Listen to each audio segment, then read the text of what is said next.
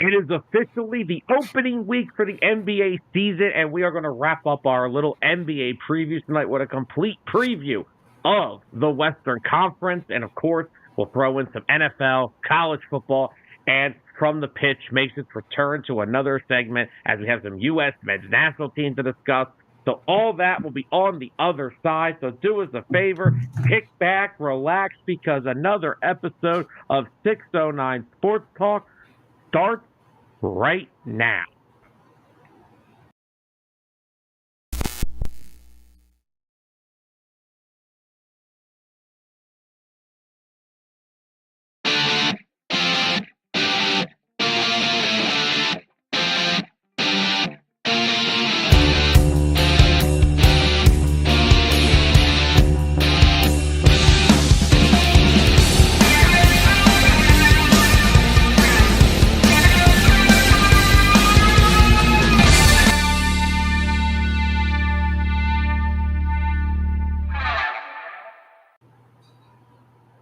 Welcome in, everybody, back to another edition. This is episode number 13 of 609 Sports Talk, live here on Facebook. We are also live over on YouTube.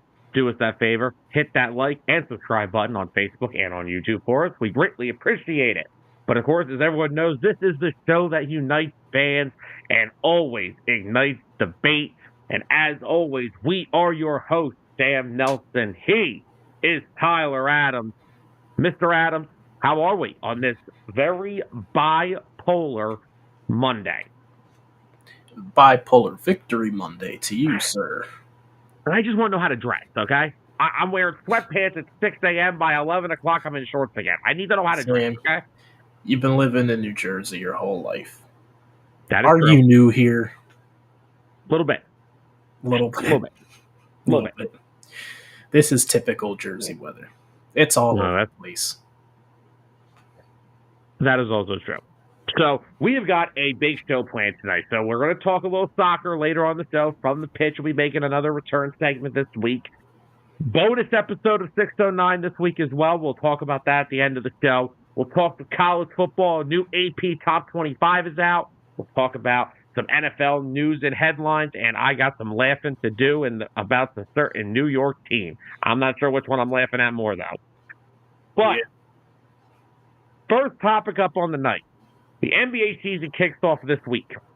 So last week, we dove into the Eastern Conference. We talked about how do we feel about it. It's kind of a three-headed monster. It's going to be the Knicks. It's going to be the Celtics. Now it's going to be the freaking Bucks because the Sixers already have all three players hurt, and we haven't even stepped on the court yet. I can't stand it here. I hate it here. It's Philadelphia sports. I hate it. The Flyers look like crap. The Sixers are hurt. Nick Sirianni's the Eagles coach, and the Phillies couldn't hit a T-ball if you underhanded to them. But anyway, tonight, did I hit down the nose? Oh, you did. It makes me very glad that I only chose one Philadelphia sports team to represent.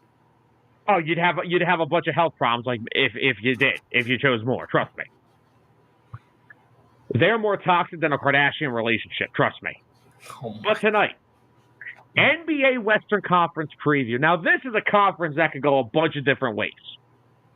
There is a lot. This conference is going to be a bloodbath this year, like it always is. So, Mr. Adams, I'm going to start off with you. Who do you think is the team to beat in the Western Conference? Oh, man. Yep. Team to beat. Oh. Good luck with that. That's why I did it. Got to start off asking the tough questions. Damn it, Sam. I got to. You got to start out with the tough questions because this is a conference that is not – this isn't the East. There's literally the 8th seed could have 45 wins. Yeah, literally. With the West, you're guaranteed to have probably a few teams bounced out of the playoffs. That would be like the 5th or 6th seed in the Eastern Conference. There is no balance. The Western Conference is just built different. Oh, man, the team to beat. You know, obviously, I would think that I don't know. The Timberwolves kind of took a step back, in my opinion, Oh, with they absolutely did. getting rid of Cat. I still don't know how the Randall fit's going to look. One of the favorites has to be the Nuggets still. I would say the Mavericks might be towards the top of the pack. Um, the Suns. The Suns are just that team that like they should be really good, but they aren't really good. Like they'll be in the postseason. They'll make some noise. Will they go to the finals? I don't think so. Don't think they're built for it. I think the Thunder. Think they're gonna turn a lot of heads this year. They're already banged up. Yeah, that's unfortunate. The Warriors. I don't know. We got to see how the Warriors are going to put together their clayless team. Yeah, I don't know how. Now, they did just lock up Moses Moody to a 3-year extension the other day, but Jonathan Kuminga's not getting one, apparently. He's going to hit restricted free agency. Wow. So, I mean, the only other really teams that turn your head, not the Clippers. Of course, though, it's the Clippers. Not the Clippers. Anthony has a question. Is Kawhi Leonard the OBJ of the NBA? No. Kawhi at least had some more success during his prime of his career. Okay. I'll let you go here because I have a completely different opinion. A completely different opinion? Yes, and the reason I have a different opinion, Odell, I'll at least give Odell something. Odell actually was legitimately injured most of his time in the NFL when he has been. Kawhi Leonard literally only shows up to play basketball when he is in the middle of a contract. When he wants more money, then he starts playing. But when he's got his money and he's got everything he wants, he don't play. So here's the thing. You still miss out on game checks if you don't play. So it's not like he's making his full contract, missing all those games. Dude, he gets paid. They make more money off their endorsements than they do on their contracts. He don't care. Well, yeah, I wasn't talking about endorsements. We were talking about contracts. But yeah, endorsements, of course. He's making money off of that. He's probably still got people sending him money from Toronto because they love him for bringing a championship. All I'm saying is I'm going to hold this to the highest extent. I will say this now. I will have said this since probably 2019. Kawhi Leonard is the most overrated superstar in the NBA. He is. Because this man, since coming into the league, I loved him on the Spurs. I loved him when he was on the Spurs because I didn't have to deal with this crap. But since coming to the NBA, all right, let's just go back to Toronto. So, of course, we know Kawhi had the injury in San Antonio where he only played 9 games that final season in San Antonio. Yep. So, now, in San Antonio, I bought that Leonard actually suffered injuries. 2013, 2014, he played 65 games. Then he played 64. Then he played 72. Then he played 74. Then he played 9. Goes to Toronto. Plays 60. Whatever. Since going to the Clippers, 57, 52, 21, 22, 0, 52, and last year, 68. And now this year, hasn't even stepped on the court yet, and he's already rehabilitating knee inflammation. Kawhi Leonard is one of the most overrated superstars in the NBA. But it's the Clippers, so I'm not surprised. Yeah. So, miss me with the Clippers, because they're going to win 45 games, and they're going to get bounced out in the first round, if they're even in it. Because his running mate over there, his other superstar, is just as overrated now as he is. And that'd be one Mr. James Harden. Yep. James Harden's Outside washed. of that, who? James Harden. He's washed. Kawhi's washed. Sure. For your sake, hopefully Paul George isn't washed. Well, I got to see him play. I actually got to see him on the court first. Yeah, not a good sign so far. No, of course. What else is new? PJ Tucker doesn't know if he's coming or going half the time anymore. And he's another head case. First he's reporting to the team. Then he wants time away. Then he wants to come back. Now he's away again. Like, make your mind up, dude. The best thing the Sixers ever did was getting James Harden out of there and getting PJ Tucker's contract out with it.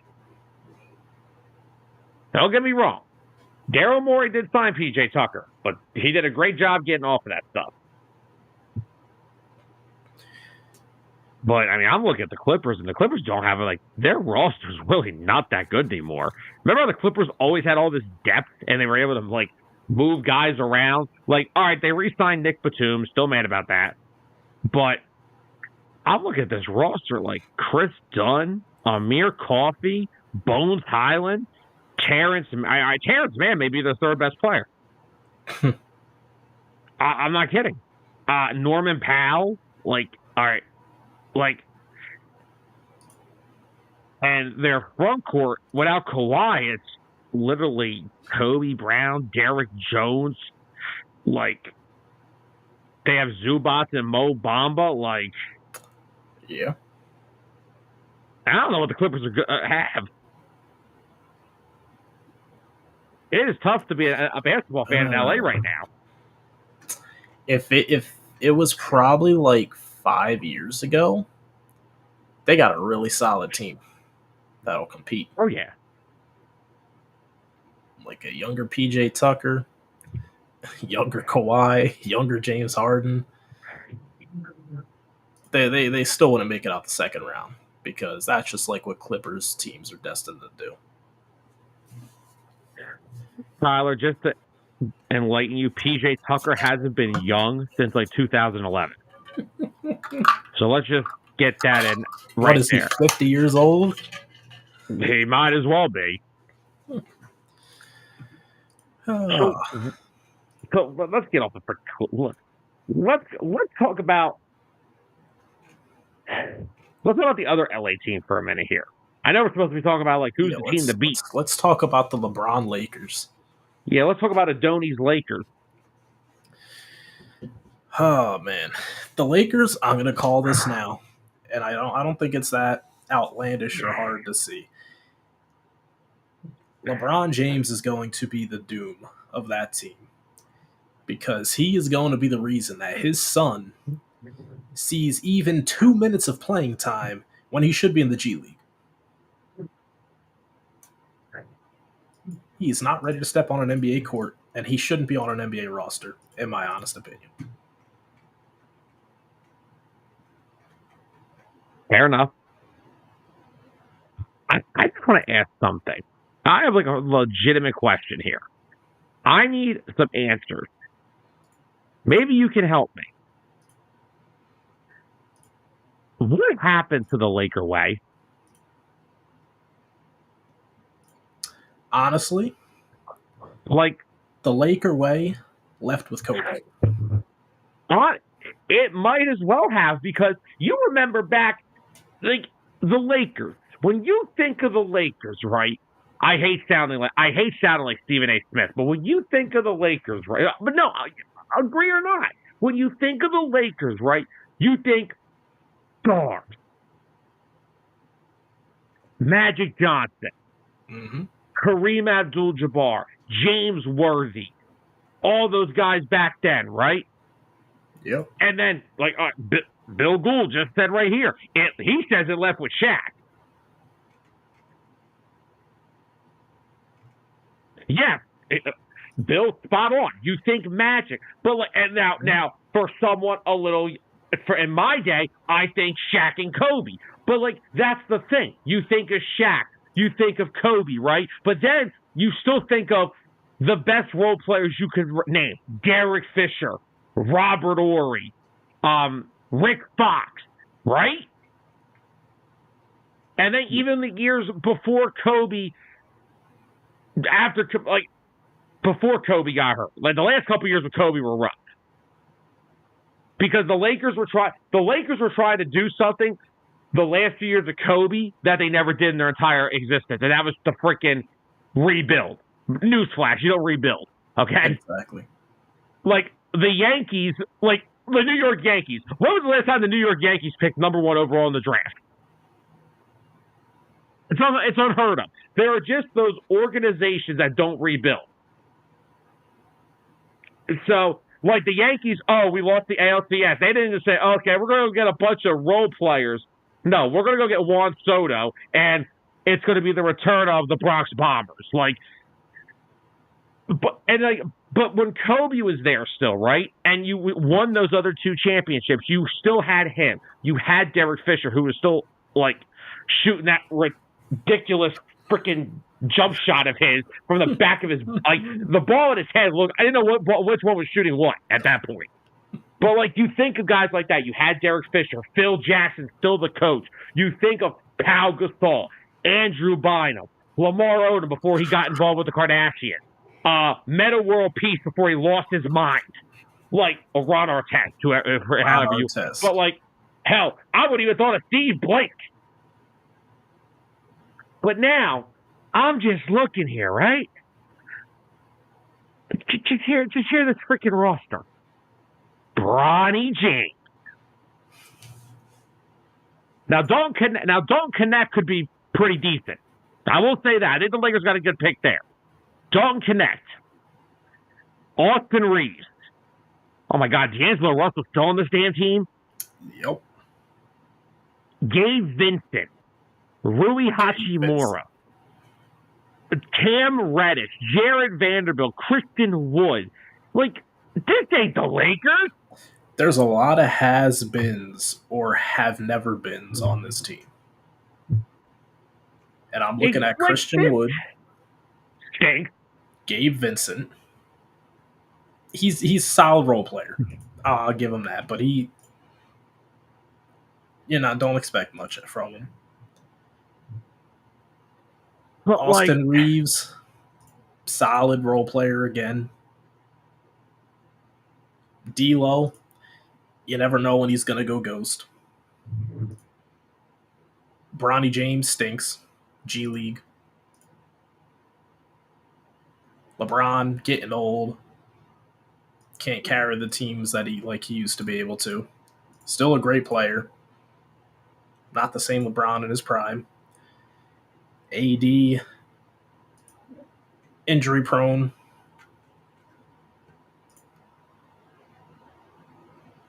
Hachimura, maybe he can develop into something better. Like I thought he was going to be. I had high expectations for him when he got drafted a few years ago, back in 2019. Dennis, real quick, Dennis, first of all, what's up, brother? Hope you're doing well. Thank you for sending me the message. I just got it. I'll have it for the Eagles segment a little bit later on in the show. Our boy back over for the Dueling Aces, Clint's in the house. What up, Clint? What's up, Clint? Bill Gold said, apparently I'm at the 3. If I'm playing small forward, then, man, we are really thin in the front court, aren't we? Oh, man. All right, Dennis, it's been a busy week. The wall will be done for next week's show, okay? The wall will be done.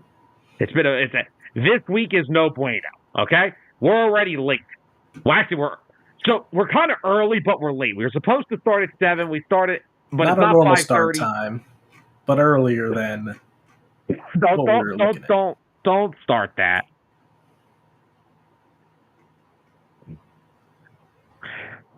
That I'm more of a household name than anyone on the Lakers. But when you think Lakers, I don't think LeBron, AD, and a bunch of jabrones. I think of stars, even the role players. Don't get me wrong. Did the Lakers have when the Lakers did try to have 4 or 5 superstars, it blew up in their face? I'm going to tell you what the main issue is with the Lakers. The inability to find the next franchise head coach.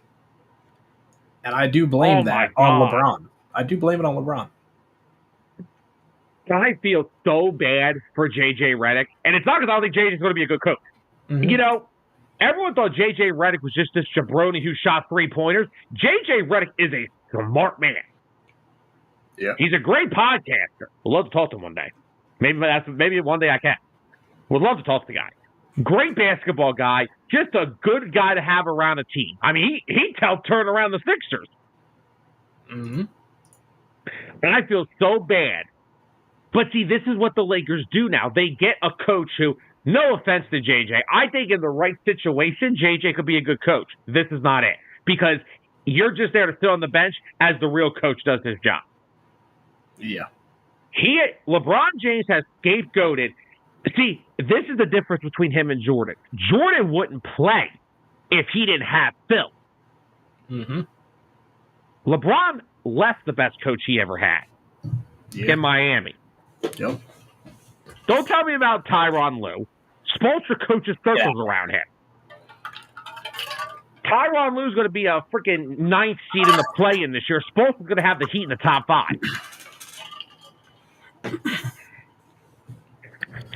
But, like, when I think – now, look, when the Lakers tried to do, like, more than 2 superstars, right, both times it blew up in their face. They tried it in 03-04, was it, when they brought Karl Malone and Gary Payton over to join Shaq and Kobe? Yep. What happened? Pistons beat them, and they beat them. Mm-hmm. Then you go back to – I don't know if we want to talk about the Dwight Howard thing. The Dwight Howard Lakers, it's just better off forgetting that ever existed. No.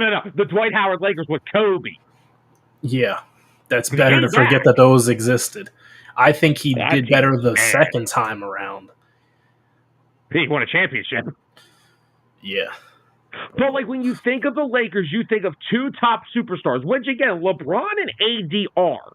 LeBron is one of the greatest players to ever suit up on a basketball court. If you say he's not, you're blind as a bat. I can't help you.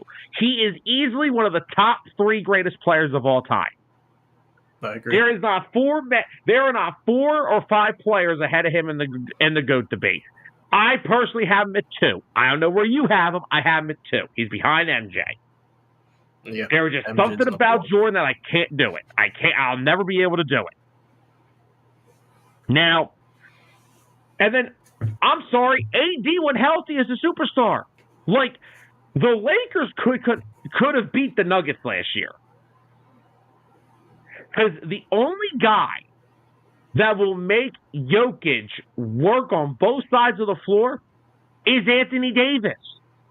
Because Anthony Davis can take the ball from the perimeter as a big guy.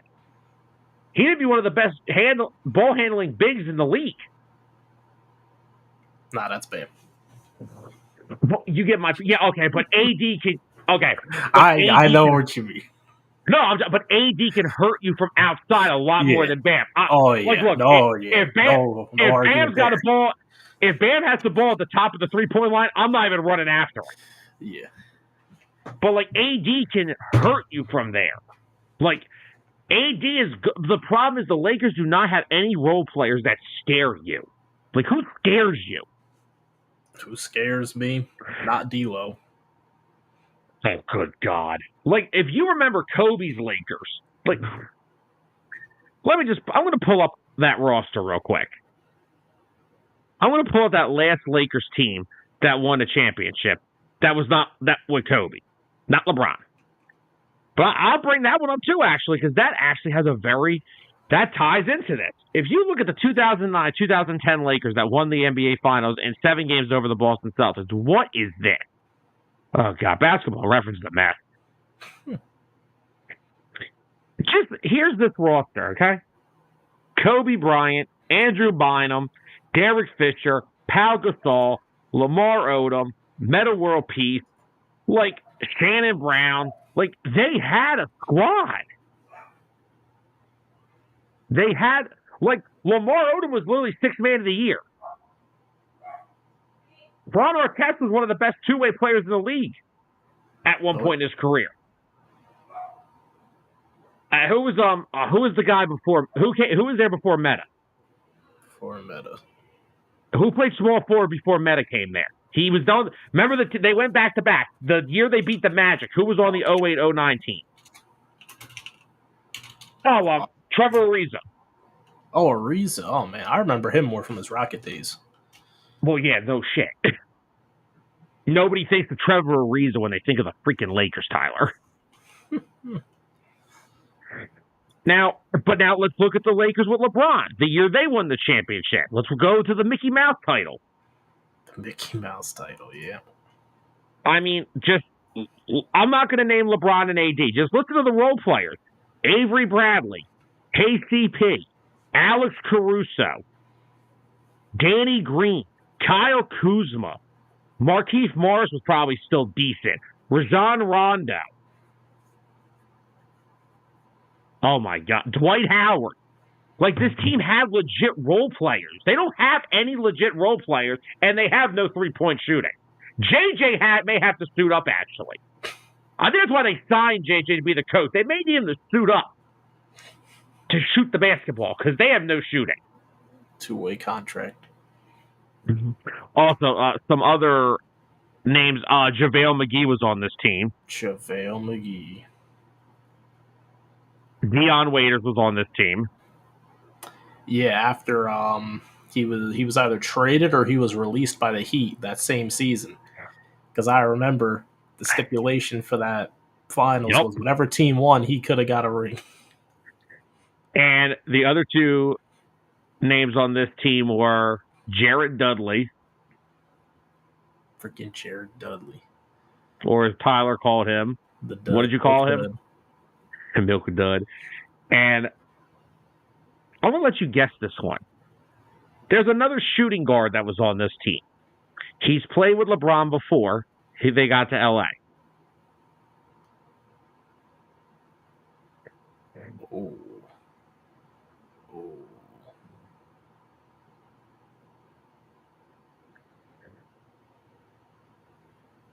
You play with him in Cleveland?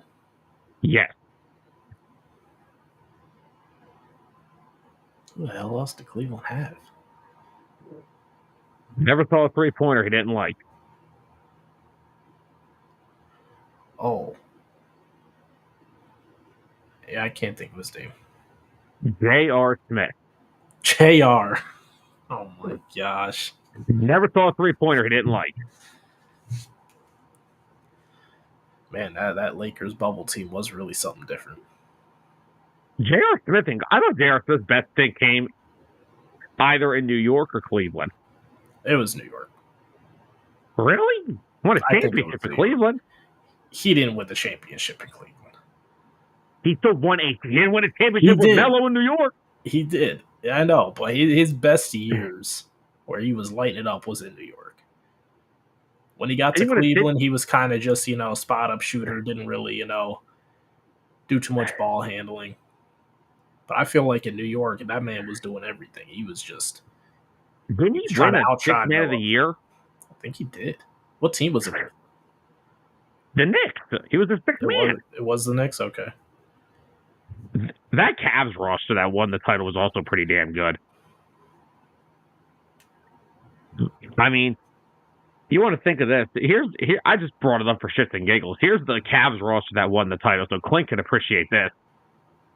Matthew Dellavedova, Channing Frye, Joe Harris, Kyrie Irving, LeBron, Richard Jefferson, Dante Jones, James Jones, Kevin Love, Timothy Mozgov, Iman Shumpert, J.R. Smith, Tristan Thompson, Anderson Varejao, Mo Williams. That's a pretty decent. That was a damn decent roster. Talk about a roster that just has a lot of depth. They were, because remember, when LeBron first went back to Cleveland, like, James Jones was starting game. Yeah. Matt, we know it's not 7. Somebody, look, just to be fair, we put 7 to be 6. But guess what? Now we're early for the people. Yeah. Hey, Matt, it's all right. You didn't miss much. We were just talking about Bronny James and the Lakers. Nothing to really see there. And Kawhi Leonard stubbed his toe, so he's out 6 months. Yeah. Yeah. But if you remember something, like, you remember when LeBron first went back to Cleveland? Like, James Jones was starting games. They didn't start clicking until they made that trade with the Knicks and got J.R. Smith and Iman Shumpert.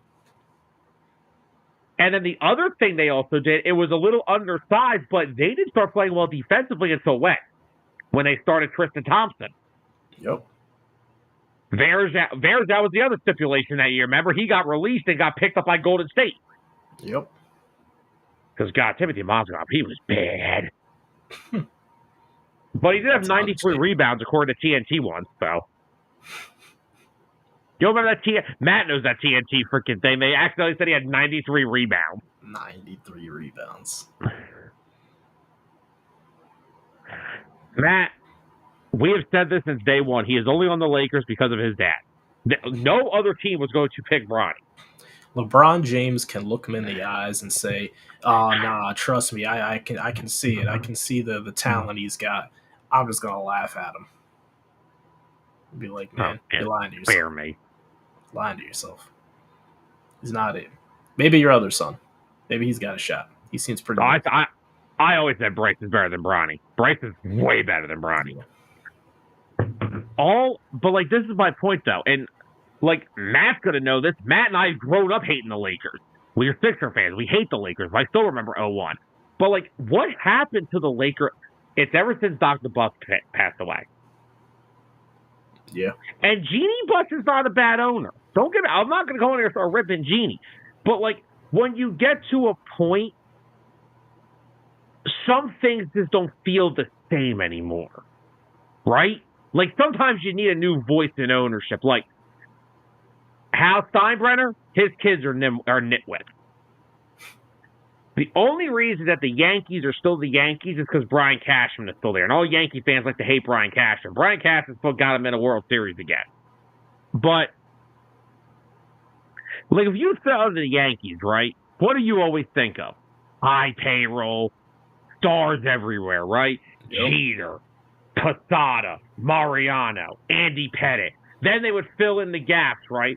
Bernie Williams back in the day. He was another Yankee guy that they drafted. But then you think of like Alfonso Soriano, David Justice, Jason Giambi, Alex Rodriguez.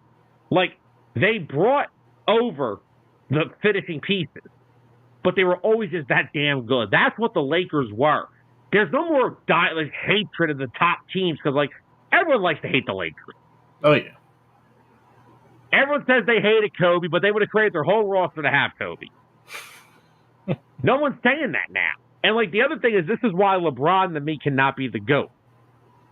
When you hear you're playing the Lakers, I'm not afraid of them at all. Nope. But they got LeBron James. Should you not be feared if you have LeBron James? No, because nowadays LeBron can be held in check for, like, 25 points. Which is bad. Yeah, it's not bad, but, it's not. That's not enough to win you a game. Because if you're holding him in check to 25, the rest of the team's probably not doing too hot either. I mean, you're lucky if AD gets through the first half without hurting himself. But when you saw, but even when Jordan was getting older and the Bulls that were at the end of the second three-peat, when you heard the Bulls, you're like, huh, yeah, it's gonna be a long night in the old freaking basketball court tonight, boys. And back in Miami, when you heard the Heat were coming to town, you were like, oh shit, here comes the big three. And Bosh, LeBron, and Wade would throw in those games where all three of them would have like 30, and you're like, damn. Mm-hmm. But like, LeBron is like, same thing with Magic. Even when Magic got older, you still feared him, but like, it's like LeBron's like lost that fear factor in him. Like, he's still a great player. He's going to come out this year. He's going to average 25 points. He's going to average 7 to 8 assists. He's going to shoot 48% from the field, 34% from three, and like 71% from the line, because the guy's never been able to shoot free throws in his career. 2013 LeBron, that second title in Miami, was his best year ever. He shot like 80% from the line, 40% from three. It was his best year of his career. But like, he doesn't have that fear factor anymore, and the Lakers as a franchise are not feared anymore. Yeah. So I don't know which of these LA teams do you think has the better potential to be better? Still the Lakers. I guess that's the Clippers have like a curse on them. Yeah, because of the Lakers' little brother. I have to say the Lakers because I think their superstars are available more to them. Like Kawhi Leonard's never available. Yeah. Kawhi Leonard is literally never available to his team when they need him. He misses it. Like, mention the fact that he'll miss 25 games a year in the regular season.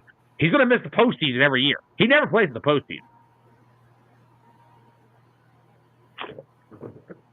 So I'll go with the Lakers, I guess.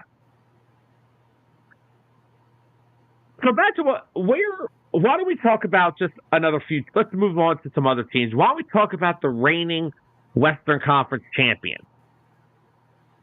Do you think the Dallas Mavericks have what it takes to get back to the NBA Finals? I don't know. Let's find out. Well, Dallas Mavericks.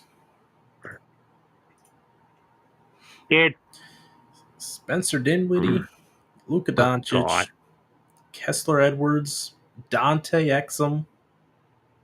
He's 29. I feel like he's been in the league for like 15 years. He left for a little bit. Daniel Gafford, Josiah Gortman, Quentin Grimes, Jaden Hardy, Kyrie Irving. Jaden just got extended this afternoon. Oh, did he? Okay. Kyrie Irving, Maxi Kleber, Derek Lively, Najee Marshall, Markieff Morris is still around. Oh, man.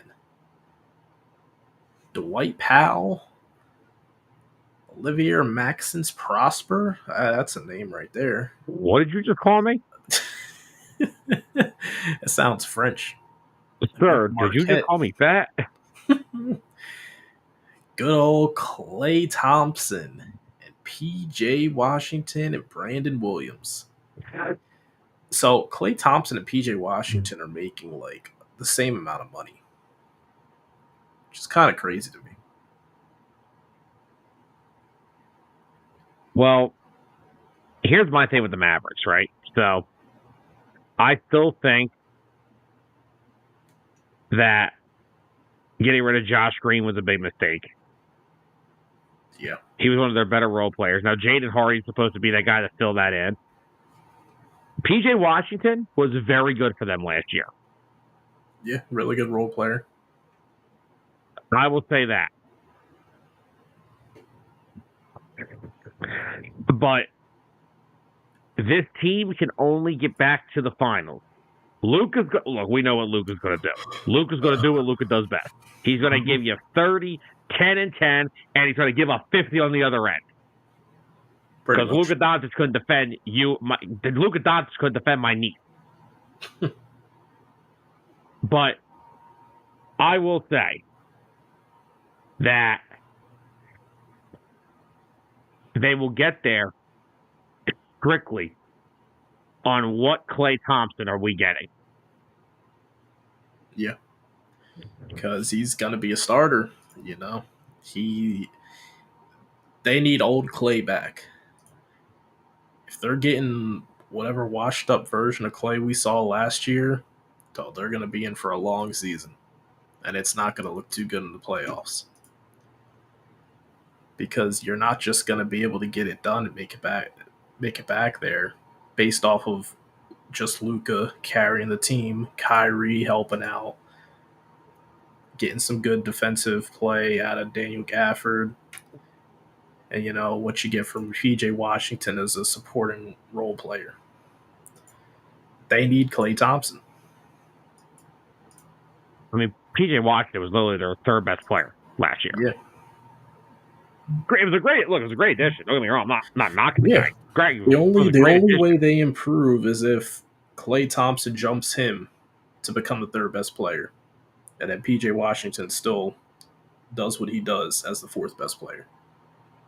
Well, first of all, Klay brings to the Mavericks exactly what the Mavericks were missing last year.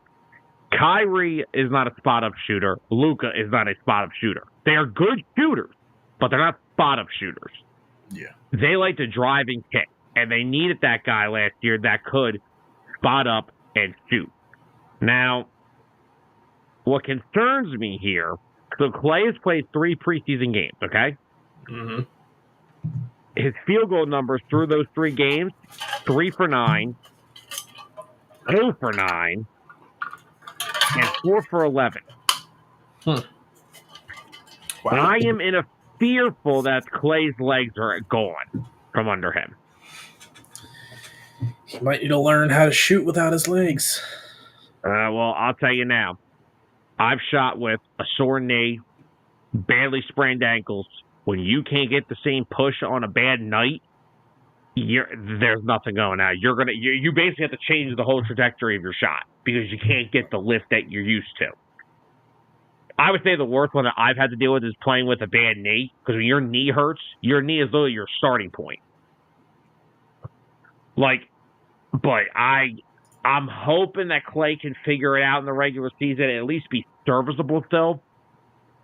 I just think all those lower body injuries are starting to catch up to him, and I really hate to say it. Yep. Do you think the Mavericks are going to finish? Do you think the Mavericks finish top 5? Top 5, yeah. They'll be good enough for top 5. All right. So I'm trying to think of teams that I know are actually going to be really good. Of course, this whole freaking conference could be really good. I mean, the Denver Nuggets. Talk about them. We could talk about those Denver Nuggets. Those damn Denver Nuggets. What are our thoughts about those Denver Nuggets? I mean, Jamal Murray, Christian Braun, Michael Porter, Aaron Gordon, Nikola Jokic. They have your boy Dario Saric on the bench.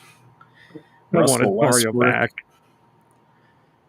Good old Westbrook.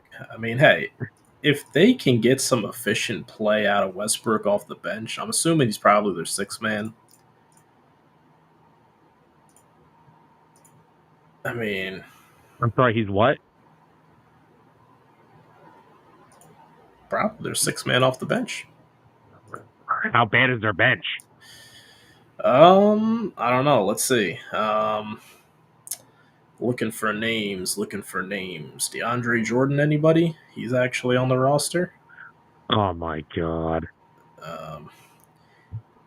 Whatever Julian Strother is. Hunter Tyson, Peyton Watson, Jalen Pickett. I think it's safe to say that Russell Westbrook is the 6th man off the bench. Yeah, and they're going to need a freaking 07 LeBron type performance every night from Jokic. Yeah. What really bothers me is that they didn't replace Kentavious Caldwell-Pope, who was such a big role player on their team. Yes. Wait, Anthony's saying that the Raiders, who they signed? Go to Twitter. Hold on. Don't tell me it's Carson Wentz. No, he's still backing up Mahomes, isn't he? No, better. It's Desmond Ritter. Seriously? As long as Brock Bowers gets the football, I don't care. Good luck. That kid's a stud. Brock Bowers is a stud. He is. It's a shame he's not going to have a quarterback for another 3 years. Well, who are the Raiders to be there all high and mighty? Oh, we're not trading Max Crosby. Why? You're going to suck anyway. Yeah. But yeah, hard to find a good pass rusher. Good Lord, don't get me started with that again. I don't know how good the Nuggets actually could be. They have a lot of young players. They're not as deep as they've been in the years past. They do, but the strength of their starting 5 is what's going to make or break and win them games. You know what you're going to get out of Jokic. Jokic is just the same beast every year. You can't really do anything to slow him down. He's either going to space the floor and facilitate the ball all night, or he's going to drop 30 on you. That's just the reality of it. Aaron Gordon's a really good role player for them. That run and jump kind of guy, defender, big body. Kind of a pretty damn good shooter, too. Yeah, he did. Developed himself a lot. Jamal Murray, you know what you're getting out of Jamal Murray. Michael Porter, you know what you're getting out of him. I mean, Darius Saric is a nice addition to have. Russell Westbrook, I don't know how I feel about that, but the best thing you can do with Russell Westbrook to utilize him the right way now, you have to give him put the ball in his hand. You're begging for problems if you try to make him a shooter. Like, you are begging to lose if you put him as a shooter. The Western Conference is an absolute bloodbath. Like, I have got teams that I don't even know how good they are, and I still think they can win 40 games. Yeah, I mean, could an interesting team. I think the Spurs could win 40 games this year. Well, I do too. I think they're going to be I think they're actually going to be decent. Talk about them real quick. Harrison Barnes, young guy. Is this the draft him then this year? Stephen Castle. He's a guard. He's 19, out of UConn. That was definitely a draft pick. Oh yeah, Zach Collins. Of course, Wembanyama. Keldon Johnson. What else we got on there? Yeah, Keldon Johnson. Devin Chris Vessel. Paul. Yeah, Vessel. That was the thing. They said that last year the Spurs had a bunch of good pieces. They had guys like Vessel and Johnson, and they had Wemby, but they didn't have a ball handler to command their offense. Yep. Well, now you got the best to ever do it. Mm-hmm. Because Chris Paul is easily one of the best point guards that's ever played this game. If you don't think so, then I don't know what basketball you've been watching. Yep. Tyler, please try to pronounce this one player's name. Sandro Manakukapikavidili. I don't even want to attempt that. Mamukalashvili. Don't think Kalashvili around me. What's up, Georgie? What's up, Georgie? Dueling Aces, probably about to kick off in about 45 minutes. Oh, yeah, get your crab legs ready. Crab legs, everybody. Ready to eat some W's? Good Lord.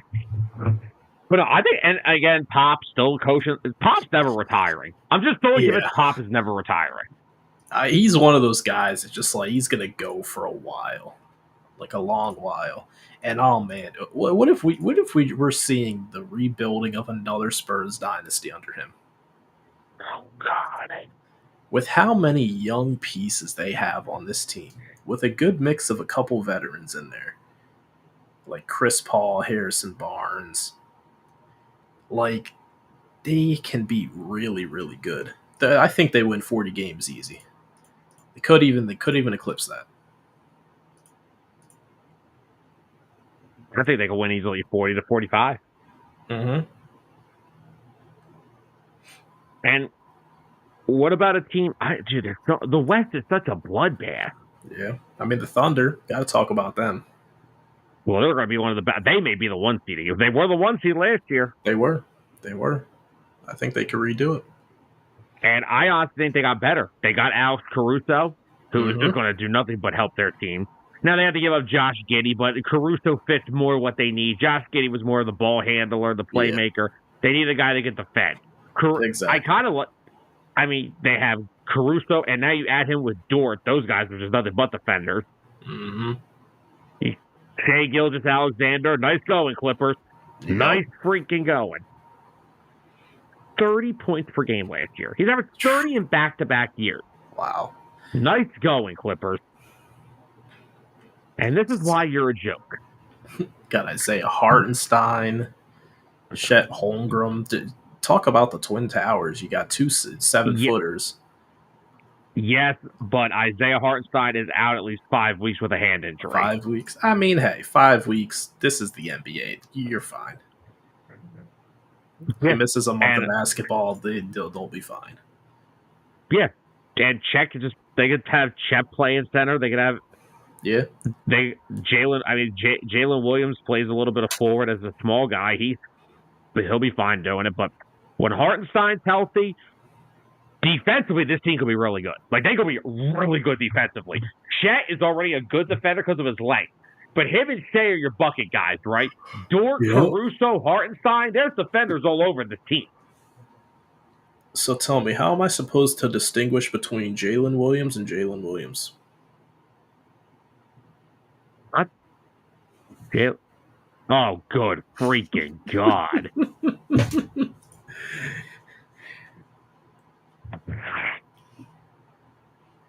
Anthony. Boston would be like a 16 if they were in the West. I wouldn't say that. I mean, they won 64 games, which is more than the Thunder won, more than the Nuggets won last year, and the T-Wolves. Anthony's just pointing out the most important thing in any NBA franchise is a good bench. Mm-hmm. Your starters can be great, but when they got to rest, if you don't got good pieces on the floor, the team's just going to come right back.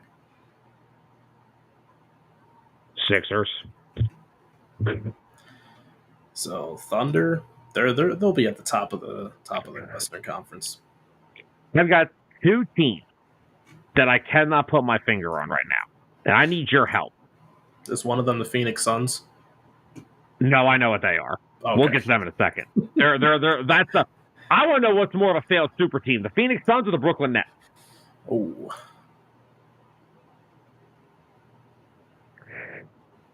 I cannot get the Pelicans and the Grizzlies. Talk about some teams that fell apart. And there's a common denominator between the two of them. Ja Morant and Zion Williamson, both on the same AAU team. They came up playing ball together. Ja's suspension is done, right? I think so. I hope so. So I guess he's going to be back to regular basketball.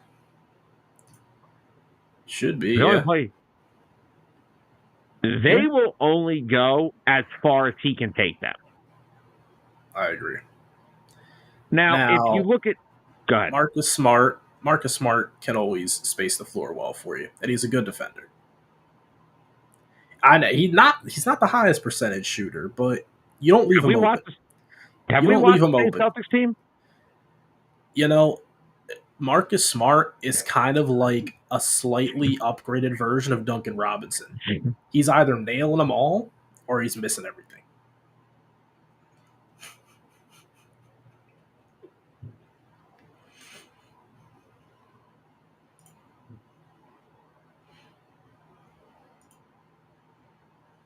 I'm sorry, did you just put Duncan Robinson and Marcus Smart in the same sentence?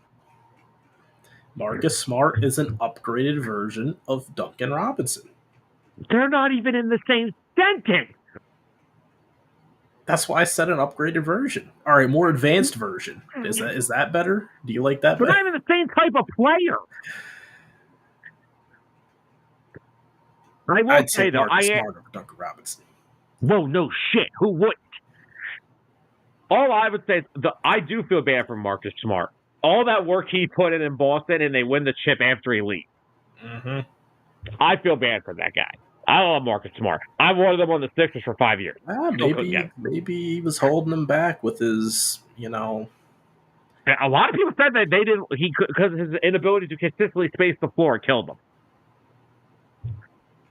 And they had Desmond Bain. They got rid of Dylan Brooks, who was one of the biggest scumbags in the NBA. Yeah, they didn't lose much there. Desmond Bain's nothing but a bucket, dude. 23 points per game last year. Shot 38% from three, 46%. Desmond Bain's him and John together are just walking buckets. Yeah. But the biggest catalyst to this team. And they have Brandon Clark coming off the bench.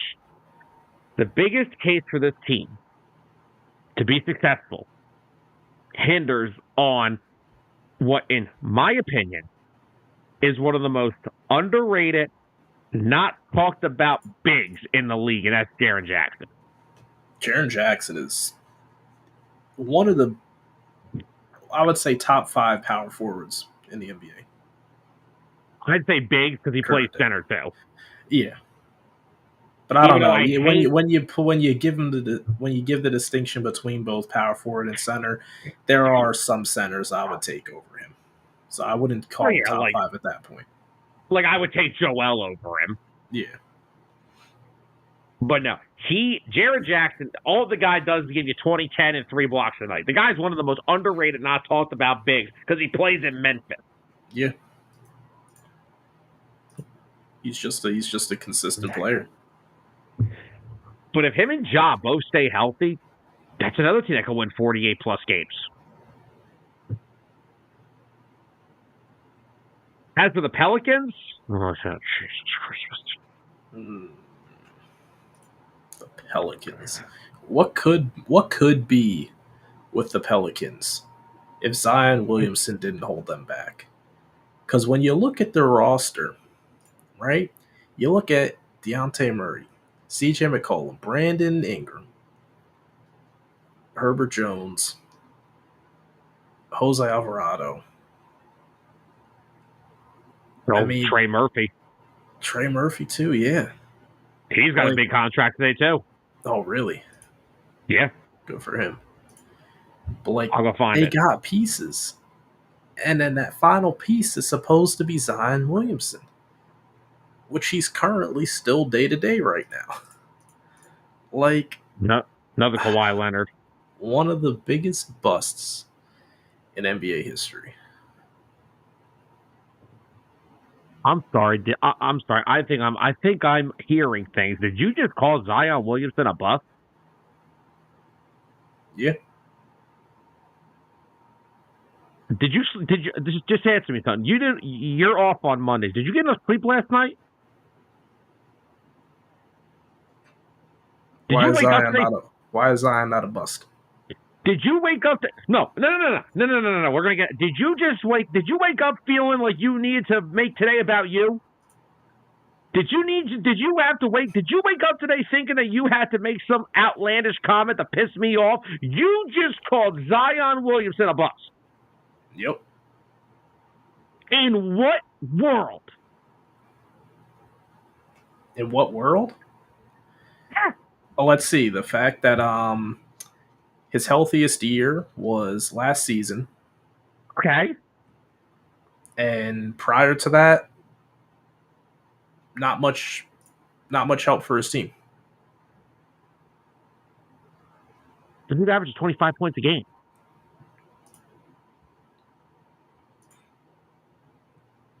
The dude shoots like 60% from the field.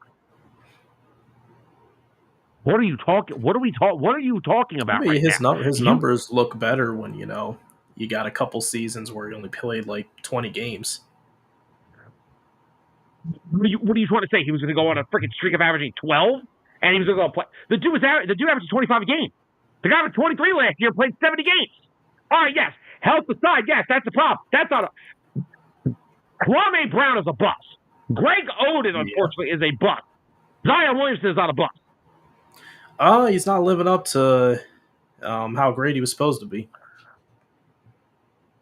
What? You're insane. You are actually insane. No. I just look at what I see. You are actually insane. Now, if you want to say that Zion isn't like... Now, look, I get it. When Zion came out, what did you hear? We heard LeBron, physical specimen, freaking... Now, is he a franchise changer? I don't know yet. But you're out here... The guy's a bust. The guy's averaging 25 a game. The guy's played 70 games last year. Can we see if he can stay... Okay. I can't build off of this year yet. It hasn't happened yet. Let's see if he can stay healthy. But so far, throughout his career so far... You just said a guy averaging 25 on 60% from the field is a bust. So what in your eyes isn't a bust? He's only had 2 seasons out of 4 where he's played pretty much what I could consider a full season.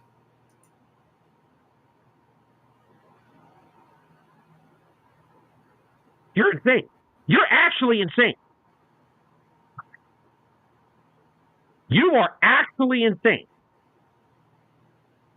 I think you've actually lost your mind. Hopefully he breaks the pattern. All right, well, let me ask you this one. Is John Moran a bust? Because John's never played 70 games in a season. Not once. His career high is 67. Is he a bust? Might be. How did you wake up today and drink? Did you put something different in your coffee? Did you literally wake up today?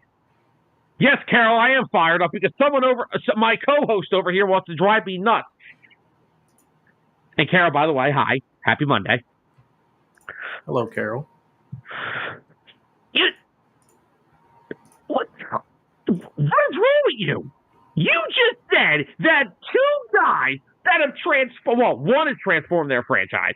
One is still in the process of it. But you just said that 2 guys that have a 25 points game are bust. Is Joel Embiid a bust?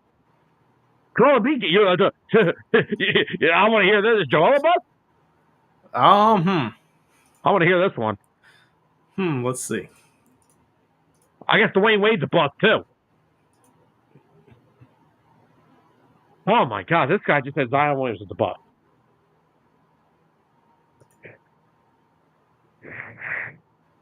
A bust is literally one of 2 things. You either suck and you have no business being a top 10 pick. I don't want to just say number 1. That's not fair because I've seen guys picked at 10. I saw Johnny Manziel picked in the first round. We already knew that was a shit show. But a bust is one of 2 things. Okay? A guy who cannot play, a la Kwame Brown, because Kwame Brown could not play. Kaylee, don't instigate this. I'm already fired up enough today. Don't instigate this. But a bust is a guy who either can't play or who has an injury that literally hampers his entire career.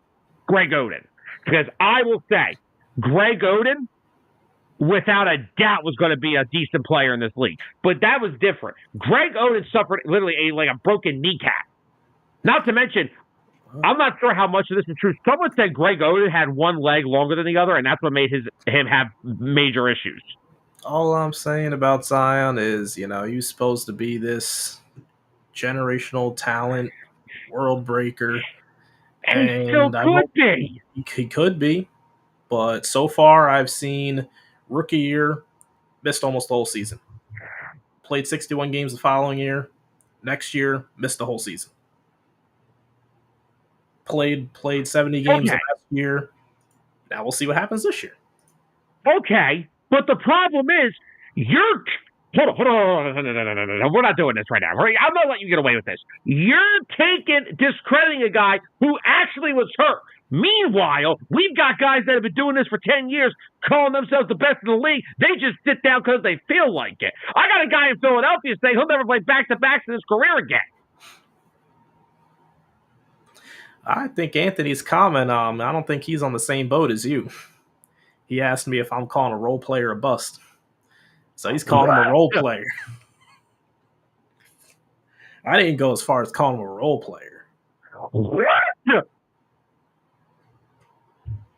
I'm just looking at it as if he can't consistently perform to what we've seen that he can do, that's a bust. No. Because that's not the right way to say it. Consistently perform. The guy's averaging 25 a game every year. That's consistency. You want to say matter if you play 21 games. That's not performing. That's just being healthy. That's different. I don't care if you average 22.5 points in 24 games. I don't care if you average 26 points in 29 games. I do care when you play 61 games, you average 27. That's great. 70 games, you average 23. That's great. You are making literally no sense right now. The jury's still out on him. That's not funny to say right now, okay? That's really not funny for this week. That's really not funny. So wait. So you don't care. So wait, hold on. You don't care that he averaged 25 a game and he only played 30 games, but when he played 70, it averaged the same. That's okay? You need to be available. What does that even mean? You need to be available to be helpful. Okay, but that's not what you're saying. You're saying that averaging the 25 he did with only 30 games doesn't matter, but the 24 and a half he did playing 70 does. How do you know he doesn't go on the average 28 if he plays the rest of the season? I don't know, but usually the numbers they always tend to average down more games you play. But I guess we'll never know, will we? The numbers are saying 25 points a game on 60% shooting. That's what the numbers are saying. That is not a bust. To be determined. No, it is. No. Yes. Okay. Sure. I'm not saying he's a bust. Is he the franchise-altering player that we thought he was? That I'll say no. He was supposed to be. So then where does that put him at? But he's still a very good damn player. That's not a really bust. Good player. With the expectations that were on him. That's Well, that's your guys' problem. You put the expectations on these guys. That's your problem then, not his. The guy's still a good damn basketball player.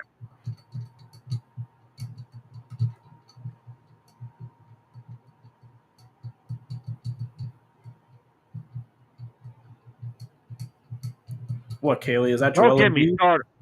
Don't get me started with him. I don't even know who's playing against Milwaukee on like Wednesday night. Okay. All right, let's get back. Let's pull this back on the road because you just took this completely off the chain. You took this to a place that you woke up today trying to over support Zion Williamson. And you want to know the difference between Zion and Ja? Yeah, Ja was drafted second. I never heard that Ja Morant, next coming of Michael Jordan. Whoever put Zion Williamson and Michael Jordan in the same? No, I'm not saying that. We heard the comparisons between him and LeBron. But I'm just saying another great player. We never heard those expectations for Ja Morant. Okay. Once again, he didn't say those things. Oh, he fed into it a little bit. It's not his fault that the freaking thinking that he was the hottest thing on the market, trying to force his way to New York, and it never worked. Okay, that's the Knicks just doing what the Knicks do. Whatever. Hold on. I will say the one thing that most of these young players now make the mistake is going to college for only 1 year. Because Zion should have known. Here's where you'll get me with Zion. I will admit, his body is not in the shape that it needs to be in. He's too heavy. Which, if he would have gave Duke and Coach K, because Coach K was still there when Zion was there, right? Yes. Oh, Anthony, this is the biggest. Yeah. That's the biggest bust in NBA history. He's a bust. But again, Kwame came out of high school. Maybe if he would have went to college and learned some things, maybe he wouldn't have been. Maybe. If Zion would have let Coach K Coach K was still there, right? Mm-hmm. If he would have stayed with Coach K for a year or two, maybe he would have been okay, and maybe we wouldn't be having this conversation. But to come out and say that the guy who averages 25 points per game on 60% from the field is a bust is outlandish. That's just outlandish. That is outlandish. Only gave 2 productive seasons that helped the team. Only gave 2 productive seasons. Jesus Christ, man. More productive than half the guys that have been drafted number 1 overall. You do realize that half of the greatest players of all time were not drafted at 1 overall, right? Oh, yeah, I know. Okay, just make sure we're on the same page there. But back to the Pelicans. Like you said, you brought their roster. Jose Alvarado, DJ McCollum, Trey Murphy, DeJounte Murray. So glad he's out of Atlanta, by the way. That was such a terrible idea. Yep. Brandon Ingram, Zion Williamson. That's damn decent good team if healthy. Because CJ McCollum isn't the pinnacle of health either. No. You know who CJ McCollum reminds me of? Keenan Allen. Keenan Allen. I think that's a perfect comparison. He's great when he's healthy, but man, when that hamstring goes, it's over. And they also have Herbert Jones. Herbert Jones is a solid role player, too. The Pelicans could really be good.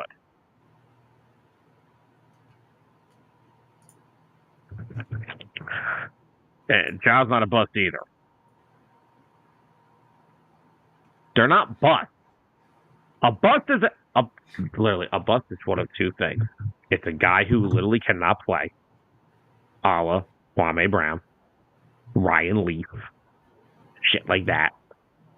Guys who literally let their off-field issues become their main issue, Johnny Manziel. Or guys that just literally have an injury that cost them their career, Greg Oden. So what if he keeps getting injured? Okay, but it's not the same thing that hampers him. 1 year was the foot, yes. Then it was the knee. But guess what? Let's see what happens this year. Lower body injuries.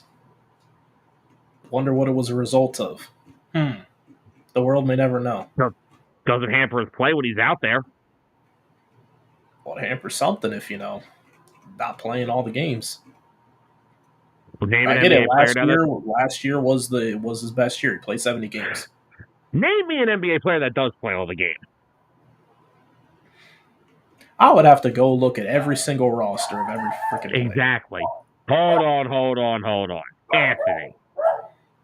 Did you just call Chris Bosh a role player? Tyler, are you here to rebuttal that? I'm going to say when he got to Miami, he had to take on more of a role player kind of style. But back when he was in Toronto, he was a star. He was still an all-star, though, in Miami. He was an all-star, but the role he kind of took was kind of behind both James and Wade. Well, no shit. He didn't try to step in on their toes.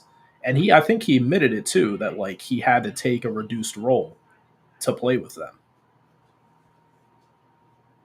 Yeah. But no shit. Before Miami, dude was a superstar. Yeah, he used to kill the Sixers. He's averaging 30.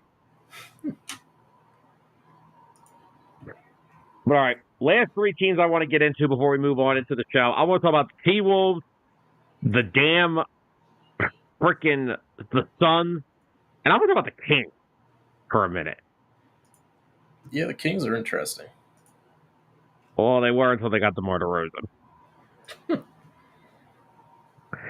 But no, look, DeMar, whether you like him or not, is still going to give you 20 a game. He had 24 a game last year. De'Aaron Fox apparently turned down a huge contract extension. Yeah, because he's trying to get a Supermax contract. Oh, exactly. Yeah, he's waiting for 2025 for his extension because he can get another $125 million more. They still have Kevin Huerter, and he does hurt. Still a foul player.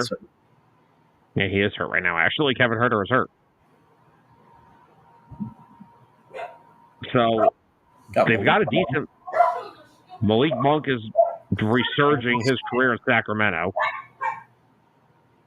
He's always been a solid player, but he's hit that stride out there in Sacramento. Oh yeah. Tyler? They literally have Doug McBucket. They literally have Doug McDermott on their team. And of course, we're back here talking about the greatest player on the team, and that is Domantas Sabonis. It was easily one of the best bigs in the league in terms of as a playmaker, as a ball handler, averaged 20 points a game last year, 8 assists, and 13 rebounds. So basically, the Kings' success is hampered on what Sabonis brings them. And that, yeah. He is kind of the backbone of that team. I think they're going to miss Harrison Barnes a little bit because Barnes is that spot-up shooter that they desperately needed. Now, do I see the Kings as a top 5 seed? Potentially. It depends on how the fit with DeRozan goes. I don't know about top 5. I think they could. They've been up there, but they were out there last year. They were, but it'll all depend on how the DeMar DeRozan fit goes. That'll be that. Now, in terms of the other 2 teams I want to talk about real quick, the Timberwolves, I'm expecting a step back because I don't know how you replace Karl Anthony Towns' production. I don't see where either the 2 guys you brought over are going to help with that. Yeah, I don't see the fit anywhere. Julius Randle's not a good fit for that team. Yeah, I mean, you got Mike Conley, good point guard, facilitator. Old as hell. What Ann Edwards can do. Jaden McDaniels. They got Joe Ingles. Do they really? Yeah. Oh, they got the mayonnaise sensation over there with those 2. And then, Julius Randle, Rudy Gobert. It's not really not the greatest.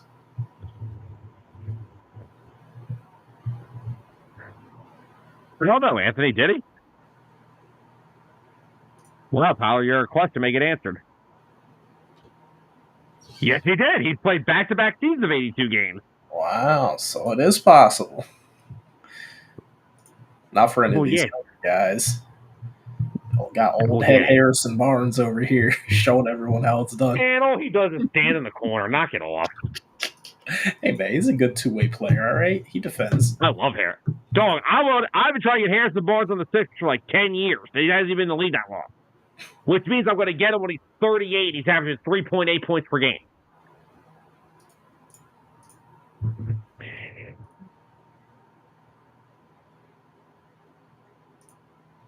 But I do believe that Minnesota can still be very good as long as Anthony Edwards carries them. And he's going to need to carry.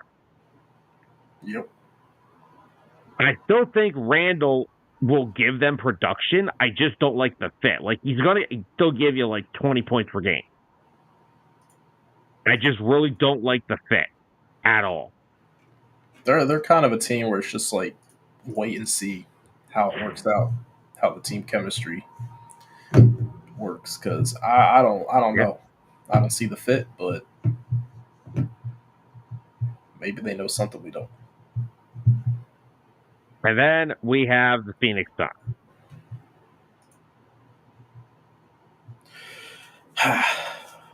Phoenix. Can I please start this one?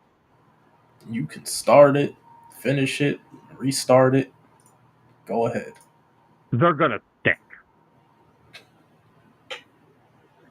Missed me with Bradley Beal, who's going to probably miss 30 games again. Devin Booker's a stud. He's another guy who can't play. He's only played 70 games once since 2018.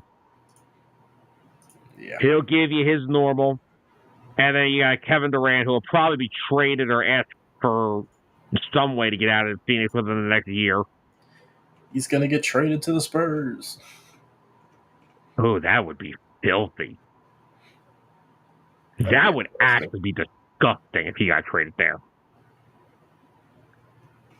But, like, if you, outside of Beal, Booker, and Durant, Grayson Allen, Tyus Jones, Damon Lee, Monte Morris, Josh Okogie, Royce O'Neal, Mason Plumlee, Yusef Nurkic, Bol, like, this team don't seem like it's anything to me.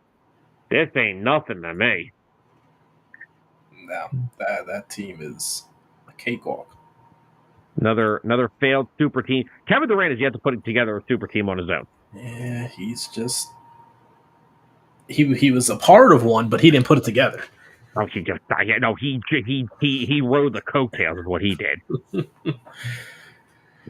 I will also say, I don't think they're a playoff team yet. I am excited, though, to see the Trailblazers this year. Okay. I mean, they got a young team. Scoot Henderson, second year. See if he can build off of a solid rookie campaign, hopefully. Jaden Sharp, averaged 16 a game last year, just getting better. They only played 32 games. Anthony Simons, another guy who's been playing pretty solid. Not sure if he's going to want to stay around for more of a rebuild. I mean, he is 25 only, so. Then Jeremy Grant's getting traded, but they still have Jeremy Grant. So they've still got some solid players. DeAndre Ayton and Robert Williams is definitely getting traded. DeAndre Ayton last year with Portland, only 55 games. He averaged only 16.7. But I still think that this is a better fit. I still like the fact that he's in Portland because now that he's got a team that he can just kind of operate with. Yeah. Like when you were in Phoenix, you were asked to be a run, jump, and dunk center. That's not what DeAndre Ayton is, man. No. He's a back to the basket. Put shooters around me and watch me work. Yeah, they got an interesting team. Still some more work to be done there. I'm not saying they're a playoff team by any means, but just something I'm excited to watch. But I think it's time to wrap up the NBA talk. I think it's time to shoot over to the NFL. But before we do, Tyler, give me your top 8 seeds in the NBA. No, I don't care about the play-in. But we can still do the play-in because that's only in through 10. So give me your top 10 teams in the West this year. Oh, all right. I'm going to say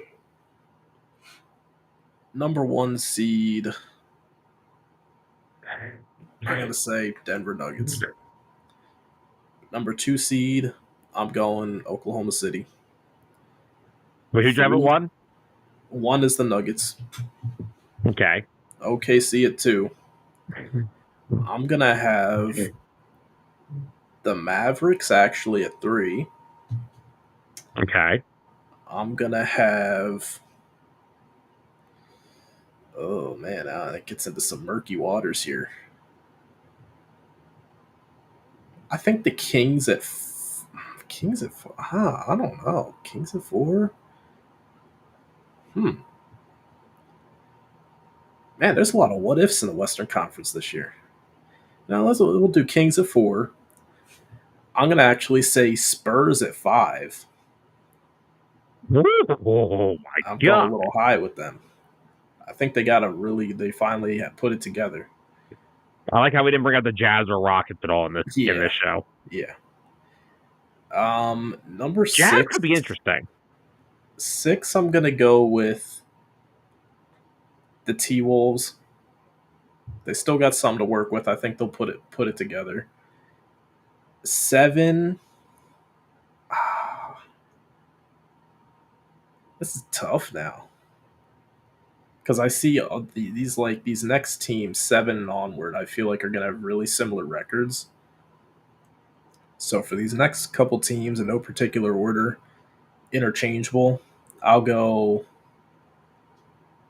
Suns, Lakers, Pelicans. That's 8. And then a couple play-in teams to battle for those spots. I'll say... I don't even know about the Clippers. Yeah. Maybe the Grizzlies for the play-in, because with the Grizzlies with Jaren Jackson, I think they'll be a play-in team, and then I guess the Clippers.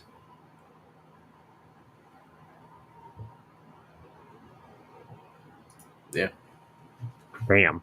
You were struggling at the end there. Because I feel like they're all going to finish with within 1 or 2 games of each other. All right. They don't really stand out to me.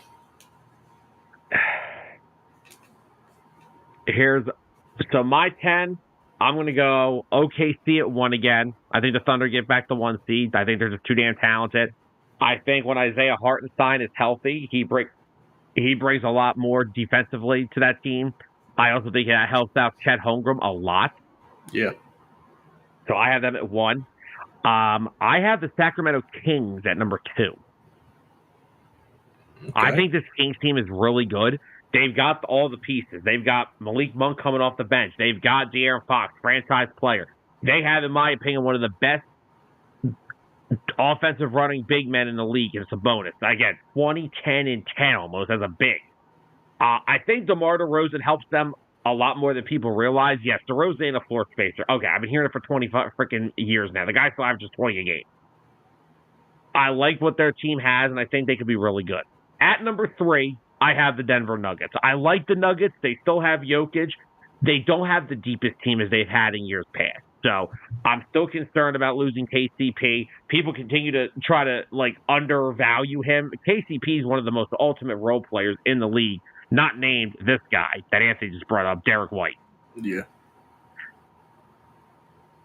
So at number 4, okay, see now we're slim picking. Everything after 3 to me is a crapshoot. Yeah. At 4, I think they resurge. I'm going to go with the Memphis Grizzlies. Ooh, all the way at 4. Okay. A healthy John Morant, a healthy Jaren Jackson. I think that team can easily compete. And with Desmond Bain, I think they're a really good team. So I got them at number 4. At number 5, this is really getting to be. I'm going to put the Mavericks at 5. I still love Luka and Kyrie. I just don't know what I'm getting from the rest of that roster. And Klay Thompson does not show me that he's going to be the old Klay Thompson still. He's going to be the key factor there. He will be. At number 6, I have the T-Wolves. I love Anthony Edwards. I think they're still going to be good. I don't like the Julius Randle fit. I don't like the production they're losing with Cat. I have them falling at 6. Them and the Mavericks would easily interchange because it's outside of their star players. I don't like anything else about them. I do have the Spurs at 7. I do like them. I just think all these other teams are more talented than them. I still think also that they don't all have Greg Popovich as their coach. That is true. The Spurs, Mavericks, and T-Wolves to me could all be interchanged. I think that they could all finish in that 5 to 7 range. But if Wemby gets better than he was in year 1, and you know what? I did say Wemby may not be that good of a player. I was wrong. I said it last year. Me and Adoni both said it, so we were both wrong. I had some words for Wemby as well. Wemby's a stud. Just don't try to play games. He's a stud. If Chris Paul stays healthy, he's going to help manage that offense. Vessel and Johnson are 2 young wings getting better. I like the Spurs. I think they could be a really solid team this year. I have them at 7. At 8, Jesus for Christmas. Give me the Suns at 8. Those 3 guys together are just too damn talented. They're going to find a way. They still have some capable NFL veterans on their bench and on the rest of their team. Yeah. I'll take the Suns at number, what was that? That's 8? I think 8, yeah. I think you're on 8. Yeah. And then my 2 play-in teams. Christmas. My 2 play-in teams. Number 1, give me the Warriors. Oh, okay. They are still, even without Klay Thompson, Steph Curry. They added Buddy Hield. They added Buddy Hield and DeAnthony Melton. They still have Moses Moody, who they just signed to an extension. They still have Gary Payton.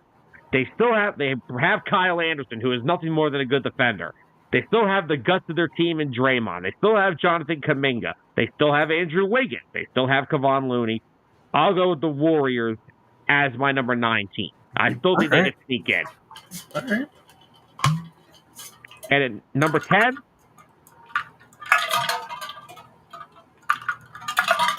give me the Utah Jazz. F both these LA teams. Man, no LA Give me teams the in the Utah postseason. Jazz. You know what, LA? You got a World Series. You got that. You got a Super Bowl in 2021. Go kick rocks. You got Shohei Ohtani. Go watch baseball. Go to Chavez Ravine once in a while for yourself. Why don't you? But no, if you look at the Jazz still, Jordan Clarkson still there, still one of the best bench guys in the league, even though he's a starter now in Utah. Wait, did you say the Pelicans at all? Oh shit, I did not have to say the You Pelicans. forgot Did the I? Pelicans. There's no way you're putting the Jazz over the Pelicans. I know that. Okay, yeah, give me the Pelicans. I'll go with the Pelicans.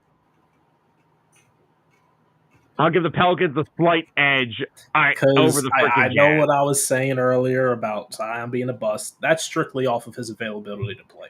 All right? Yes. When he's available on the floor, he's a difference maker. And the roster around him is great. Oh, yeah.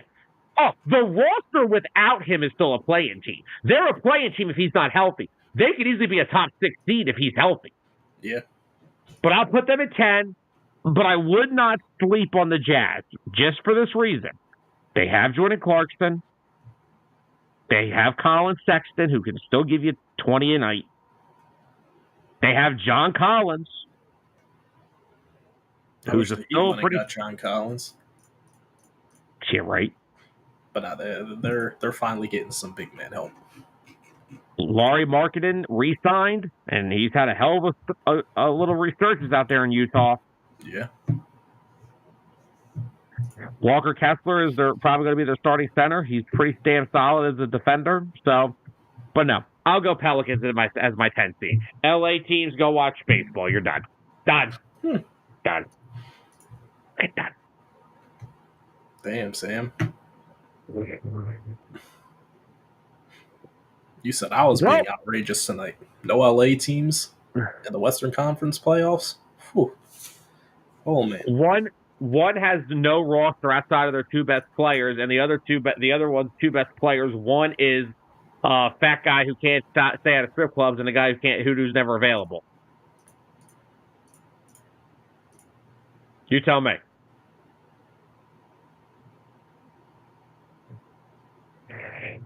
Moving on. Talk some NFL. A lot of storylines around the NFL. Of course, we have some major injury news. Of course, Brandon Ayuk of the 49ers will miss the rest of the season with a knee injury. You can blame that on our Dueling Aces friend George G because he jinxed that yesterday. That is all on him. They also just came out and said that they do not envision Christian McCaffrey playing this week. So, George, good job. You jinxed your team. I had nothing to report, and that was on you. So, that's on you, buddy. Because he blames me every week. Deshaun Watson, officially out for the season after rupturing his Achilles tendon, and now that contract is going to look way worse than it did about three weeks ago. Well, Sam, would you like to break some other injury news for the 49ers? Would you like to do it? Nah. I'm still on Georgie's good side. You got this. No. What is it? I'm not going on my phone. What is it? This is come on, Sam. You do it. Just do it. Man. Georgie, you're my witness. He's forcing me to say this. Brandon Ayuk is going to be out the remainder of the season because he tore his ACL and MCL. Oh, you did say that just now? I literally said that. Oh, okay. You were going too fast. I missed it. No, Georgie, you came on the Birds of the Gridiron yesterday on our post-game show and said, what Niners news did I have? I had none. And then about 20 minutes later, Brandon Ayuk tore his ACL. That's on you, buddy. So wait, hold on. Niners fan by choice, down goes Ayuk. Browns fan by where he lives, Watson gets hurt. Georgie, I think we found the problem here, buddy. McCaffrey's never coming back this season. Oh, he's not. I do not envision Christian McCaffrey playing football this year. I don't. Especially because I don't think the Niners are really going to even make a postseason push. So there's going to be no point for him to come back at this point. They're honestly you don't think they're going to push at all? I don't know. What's the record at right now? Let me pull it up. 3-3. 3-3. From what I remember, they got a pretty tough schedule. I don't think it's going to be any easier sledding the rest of the season here. I think the Niners are 3-3. They are 3-3. 3-4. No, they're 3-4. 3-4 because they just lost. So, real quick, the Niners coming up, they got the Cowboys. They should be able to beat the Cowboys. The Should they? Buccaneers, I think they'll lose to the Bucks. The The Bucks may smoke them. Seahawks, they're probably going to lose to the Seahawks. Packers, I think they'll lose to the Packers. The The Bills, Packers I smoke think they'll them. lose to the Bills. I think the Bills smoke them. The Bears, with how banged up their roster's getting, they might lose to the Bears. They could. Georgie, I'm sorry you have to hear all this right now. And then the LA Rams, they already lost to them by 3 earlier in the season. That was before all the injuries. So, And then they got the Dolphins, which hopefully they'll have Tua back by then, because the Tua-less Dolphins are the Dolphins out of the circle. It swam out the logo. It's gone. Well, Tua's actually had a press conference today, and they were asking him if he'll wear a Guardian cap, and he said no. Interesting. And then they got the Lions and then Cardinals. So Niners have a long rest of the season ahead of them. I think they finish below 500. And honestly, lick your wounds, retool for next year. You know, McCaffrey's already missed this much time. McCaffrey is the heartbeat of that offense and that team. Oh, yeah. Without a doubt. So, yeah, I honestly don't see them making much noise. Georgie thinks they're going to finish possibly last in the division. Oh, that'd be worse, because then they're going to get a top-tier pick, and then they're going to freaking come out and get a better young player. Oh, man. Some teams luck out doing that. I will say this. Look, give your opinions all you want on the Deshaun Watson thing. If you cheered that injury yesterday, you're a jackass. Yeah. And I'm so glad. I think it wasn't Myles Garrett that called the fans out for it. I think it was Myles Garrett. Georgia said CMC's only right when he gets them. Damn, does that sound to Tyler? All right, George, you have to let me know when you're planning on drafting him so I know that I can go after him. If you're not planning on drafting him, I'm staying away. I have some breaking wrestling news, if that's okay. Go right ahead. This is from our wrestling insider, Mr. Orlando Negron. Breaking news. WWE is expecting a full-time return of Lillian Garcia as their ring announcer. Oh, man, they replaced Samantha Irvin quick. That's such a blow to Samantha Irvin, too. But I still think Ricochet has something to do with that. Yeah, I think so. Oh, Anthony, it was Winston that said that. Oh, he was so emotional when he was talking about it. Yeah, like that's disgusting. You don't cheer for that. I don't care what the guy. You don't sit there because who cares you know how what? your season's going. If your quarterback play isn't there, who cares? You don't cheer when they go down. George, that is spot on. Lillian Garcia is the GOAT. Yeah. Don't sleep on Tony Chimmel, though, when he was on SmackDown. Tony Chimmel was a jig. The Rated R Superstar thing he did, not even close. But no. Now, the Browns, that team was too talented to be this poorly. I think Deshaun Watson, just ever since the trade, has never been there mentally or physically. Yes, you could say that Stefanski has not had a great year as a coach, but the guy has won 2 Coach of the Years in the past. Yeah. I think the Browns' issues are just more front office and ownership than anything.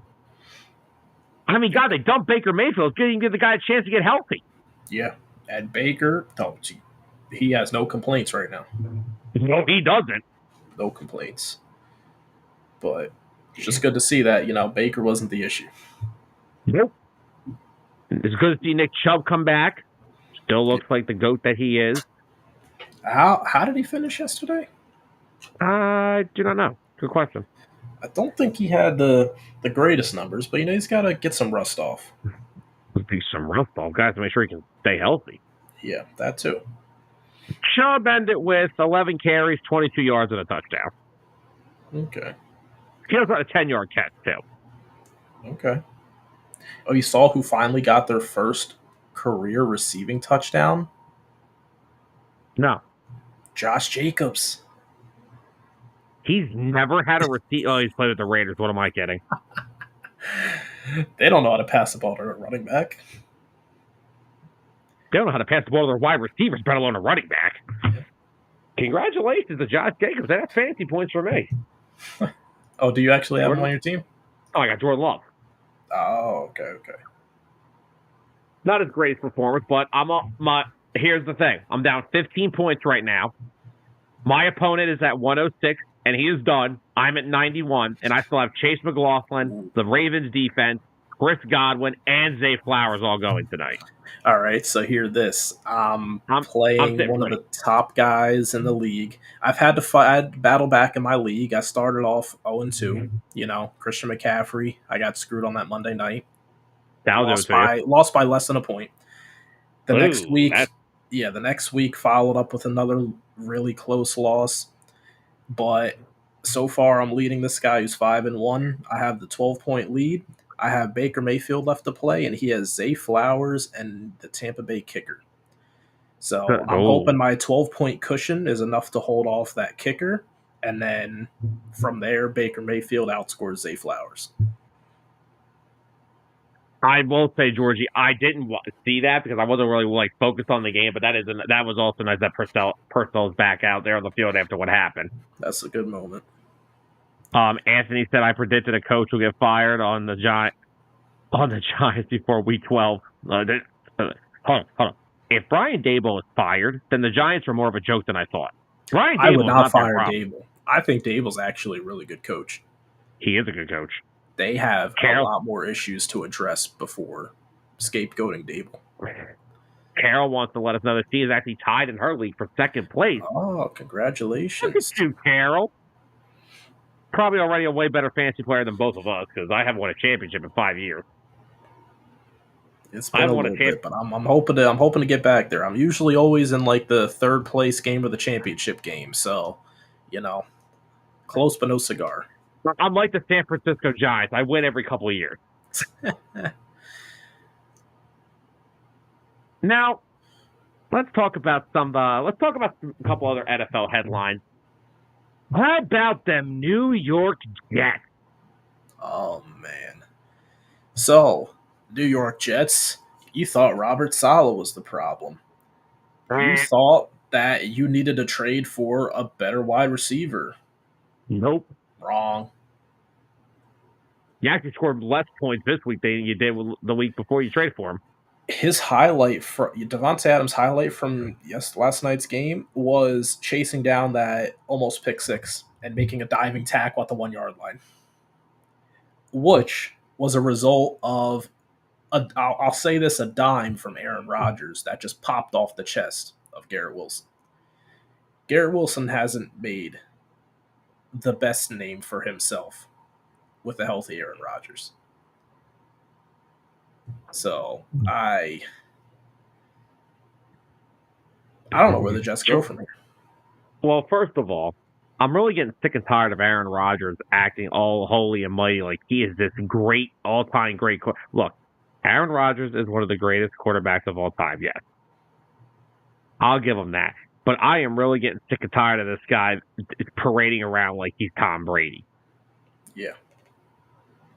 He's got one Super Bowl ring, and that was 15 years ago almost. Yep. Yes, Anthony, he literally was traded 2 days later. After our show, he was literally traded 2 days later. I predict the moment that request came out for Davante Adams, I said he's going to the Jets. Don't talk about anything else. He's going to the New York Jets. Mm-hmm. So, and Adams came out in the post-game conference, and he said there's way too much talent on this offense for us to play the way that we did. So, oh man, Trish, he's gonna be having some headaches now too, because Davante Adams, buddy, this isn't the same Aaron Rodgers that he won his MVP with in your last year there with them. Not the same Aaron Rodgers. Nope. And it's not any fault of his own. I still think Aaron Rodgers' arm is still there, but it's the mobility, which was so key to him being able to manipulate the pocket, scramble around, it's not there anymore. Oh no. So it's limiting his ability to perform. He just And that's why he just looks runs, like a shell of himself. He just runs to the right and prays somebody gets open for him. And it's no fault. It's muscle memory. When you can't get your muscle memory down, you're screwed. Mm-hmm. Yeah. But also, do you think Davante Adams is? I think that's Garrett Wilson. What? That's what I was just going to say. Do you think Garrett Wilson's a little bothered by this? I think he is. I think he feels the pressure. That was a very uncharacteristic game by Garrett Wilson. It was. But what's also weird, too, is that they also came out and said that, Garrett Wilson says that he grew up watching Davante Adams tape and he, models a lot of his game after him. So, you would think now getting to play with a guy like that, you get to pick his brain on the sideline, you would perform a little better. Maybe, it was just, first game jitters with him. Maybe he felt the pressure of, hey, I got to keep up with him. I got to, perform the same, which honestly, I think Garrett Wilson may have actually outperformed him still last night. Because I didn't really see too much Davante Adams last night. I'm going to look up both their stats. Adams had 3 catches off of 9 targets. That's cute. For 30 yards. Wilson was 5 for 61. Yeah. So, yes, it was a bad drop, but let's not act like, Davante Adams killed it. The crazy thing about Garrett Wilson this year is Aaron Rodgers' passer rating is at its lowest when he targets Garrett Wilson. That's insane. Yeah. Well, that's actually insane. So, let me ask you this, because, there was another wide receiver traded last week. And I personally think Amari Cooper is a better fit for the Bills than Davante Adams is for the Jets. Oh, yeah. Because, let me explain why. Davante Adams, right? Alpha dog, number 1. Garrett Wilson, alpha dog, number 1. That doesn't always mesh together. Alan Lazard, yes, he's a 2, but this year, don't lie to yourself. He has been Rodgers' favorite target. He has been. Shakir, borderline wide receiver 1 on a bad team. On a bad team. That's like you're scraping the bottom of the barrel for a number 1. Keon Coleman, borderline wide receiver 2. Maybe a wide receiver 1 one day. Now, is Amari Cooper CeeDee Lamb? No. Is he A.J. Brown? No. He is still a very good wide receiver. He is a wide receiver 1 on a very... He's a wide receiver 1 on the Bills because literally they had nobody else. Yes. But you know what? He is more of a role-playing wide receiver 1. You give him a role and he will probably fit well at it. So, just the impact that he brought to the team yesterday. Number 1, the Bills scored 34 points. All right, yes, it's the Titans. Get over it. Anthony, if we're talking about Keon Coleman, ask me in about 2 more years. He might get there. He's got some developing to do. Exactly. There's a reason he was a 2nd-round pick. But now, let's look at something, okay? Josh Allen, with Amari Cooper in the lineup, 21 of 33, 323, 2 more touchdowns, no interceptions. Amari Cooper had 4 catches for 66 yards and a touchdown, which, by the way, the touchdown, he had no idea what route he was running. But just look what his presence does. Khalil Shakir had 7 catches yesterday. And Coleman had 4 catches for $125. Coleman, really? Wow. Amari Cooper may not be the sexy name like Davante Adams, but he will put all those other guys into the better spot that they should be in. Because if Amari Cooper's not on that field, Keon Coleman's not having 4 for, what you said, 120? 125. 125. 4 for 125. He's not having that. No. But yeah, just the threat of having Amari Cooper out there. If Amari Cooper's out on that field, the teams are going to view him as the best wide receiver on the field, which is going to definitely open up more opportunities for the younger guys. So, no, I totally agree with your assessment on them. You know, he's not the sexiest name, but it's what they need. Yeah, he fits a role. He fits a role, and he helps put all those other young playmakers in a place. And it's going to be good for them. They're still going to run the football with James Cook, which give the Titans credit. They took him out of the game yesterday. They are in a very good spot. I really like the Bills going forward. Now, why don't we go back to the Jets? Why don't we talk about the Steelers on the other hand? 5-2? Yeah. I'm not going to lie. Russ looked pretty good last night. He did. And you know, and I'll say this too. I always like to admit when I was wrong. I jumped on the Russ hatred bandwagon too soon also, because I actually had Russell Wilson for majority of my fantasy season last year. And what I saw was a guy who didn't stink. It was a guy who was in a system that really didn't utilize him. Great. He still had a good completion percentage. They didn't have him throwing the football a whole lot. They were running the ball a lot. We've got some breaking news real quick. Denver Nuggets and Aaron Gordon have agreed to a 4-year, $133 million contract extension. Wow. Nice. So Aaron Gordon is staying around in Denver for a little while longer. But anyway, back to what you were saying about Russell Wilson. No, but let me pull stats from last night. Do you have the stats up? I do not. I'll let you pull those up. But all I want to say is, don't get me wrong, they were 4-2. Justin Fields played well enough to win them 4 games. Mm-hmm. But don't lie to yourself. If you want a passing quarterback in the pocket, it's Russell Wilson. He's better in the pocket than Justin Fields. And George Pickens had a really big game last night. And oh my God, Najee Harris knows how to run the football. I can't believe it. Najee Harris knows how to run the football. I'm still going to say I think Jalen Warren's the better long-term fit for them. I agree, but Najee Harris for the last year and a half looked like he didn't even belong in the NFL. Yeah. George Pickens had that insane catch where it blinked off the guy's helmet. Anthony, he didn't really lose his job. Wilson was the starter all off season until he got hurt.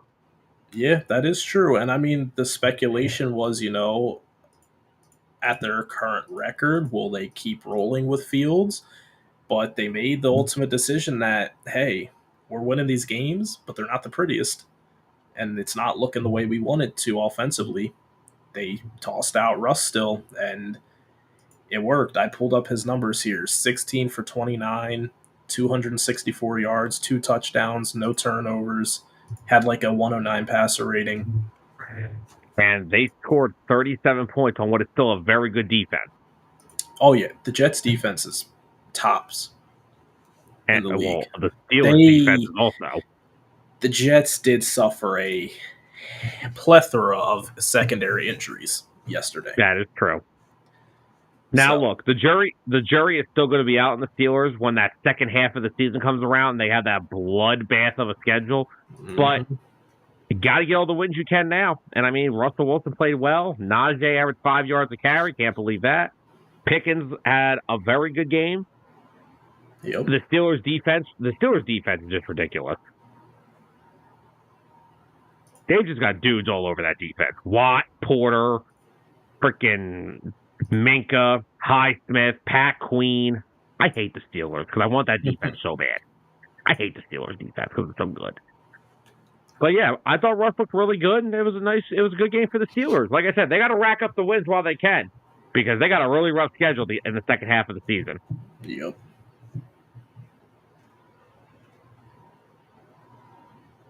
But shall we run around the rest of the NFL real quick? Yeah. All right. Well, do we want to talk any more about the first game on the docket, and that's the Eagles dominating the Giants 28-3? Dominating is an understatement. The Eagles did yesterday what should have been done to the Browns the week prior. You're supposed to make a statement against these teams that are struggling. And I mean, we covered a lot with the post-game show yesterday, but for anyone who didn't see it, they played a very well-rounded game. They dominated it in all facets, didn't give up a touchdown, only allowed one field goal. They were constantly keeping pressure from the defensive side of the ball. They were forcing them to punt the ball, get short field positions. They dominated the ground game. Saquon Barkley enjoyed another fruitful game at MetLife, just in the wrong jersey. And Jalen Hurts, for the second week in a row, turnover-free football. Now, granted, all right, it was against the Browns last week and the Giants this week, but hey, turnover-free is turnover-free.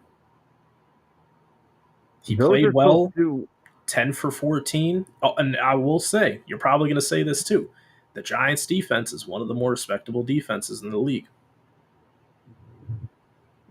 Yeah. The Browns are too. The Browns too, yeah. The Browns pass rush, that's all we hear about. They got good guys out in the secondary as well. Georgie's literally watching us as he's doing dueling aces. Oh, man. I love it.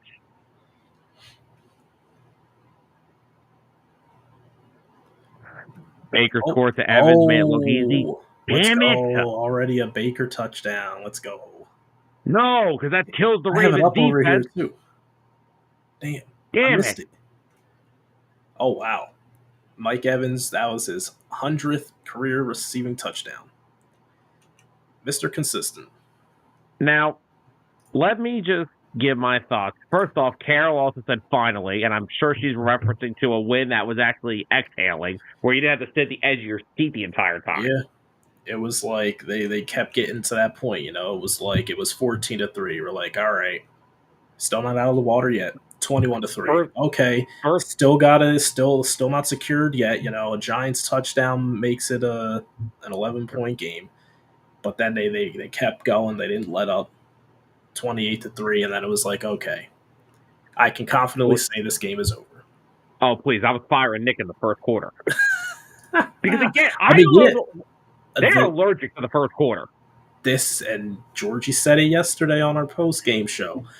They need to find a way to get out of this first quarter slump because you're not going to be playing these teams every week where you can survive and make it out not scoring in the first quarter. You need to make a statement. You need to move the football. I'll say that. Even if we don't put a touchdown up, they need to make a statement in the first couple of drives. Move the ball down the field. If you have to settle for a field goal, you settle for a field goal. Just got to put some points up on the board early, so that way, once you get settled into the game, you can go firing on them. Agreed. On paper, this is one of the best offenses, and now we need some retooling for the offensive line. Well, yes. Let me just go through this real quick, and I'm sure Carol's going to be very interested by this, and I'm sure you and I will talk about it. This is exactly what the 2022 Eagles look like. The 2022 Eagles dominated teams because of one key factor. They ran the football. This is the identity of the Philadelphia Eagles. You signed Saquon Barkley for this exact reason. All the games that you did dominate last year, and you did not dominate many, but you did it because you ran the football. In 2022, they dominated teams because they ran the football. Let me come out and say this. I do not hate Jalen Hurts. I want Jalen Hurts to succeed. What I think the problem is in this city is we look at his price tag and we want him to be something that he's not. Newsflash. The quarterback position has the most ridiculous price tag in football. Trevor Lawrence is making almost $60 million a year. Trevor Lawrence stinks. Dak Prescott's making $60 million. Dak stinks. Let me just say this, okay? Jalen Hurts, in terms of a passer, is not Patrick Mahomes, who also has not played well this year. Nope. He is not Joe Burrow. And he is not, as a talented arm, Justin Herbert. He is not that guy. If Jalen Hurts can stick within that 15... Now, look, you're not going to only throw the ball 14 times a game. No. You can get into a mode where you have him in that 15 to 30 passes a game, or even only 15 to 25. You're lessening the chance for mistakes to be made. The only thing I will say about Jalen Hurts yesterday, and I'm blaming a lot of this on coaching, he still was holding the football too long on some pass attempts yesterday. And when you have Fred Johnson at left tackle, who, by the way, might as well be a freaking fence post, you need to get the football out of your hand quicker. But I'm blaming some of that on Nick because Fred Johnson was left on an island yesterday. You've got to do something. Either you got to do short, quick routes to get the ball out, or you got to have Saquon chip Brian Burns. Because Kayvon Thibodeau ain't playing. They've got one good pass rusher left, and you know where he's lining up, and it's against freaking Fred Johnson, who stinks. Yeah. But if you can keep Jalen Hurts into that 15 to 30 pass attempts a game, you're limiting the chances of bad throws, of turnovers. If you commit to being the run-first team like you did in 2021 and in 2022, they will get back to what they were 2 years ago, and Jalen will get back to what he was. Just because you have A.J. Brown, Devontae Smith, you can still throw the football because you're going to open up the lanes for Saquon Barkley, who, by the way, on most of his runs yesterday, he was barely touched within 7 yards. And you still have Kate. I mean, you got 4.3 yards a carry from Gainwell yesterday. I'll take that all day. But as long as you're playing teams that are not that good up against the run, running the football should be your first commitment. And against the Bengals next week, if you want to beat the Bengals next week, you have to do one thing, and that is keep Joe Burrow, who, by the way, is off to a hot start. Regardless of their record, 14 touchdowns, 2 picks. Dude's playing good football. You know how you're going to beat the Bengals next week? You got to keep Joe Burrow on those sidelines. And you know how you do that? You run the football. If the Eagles want to be a successful team and a top-tier team in the NFC, which, by the way, the NFC looks wide open.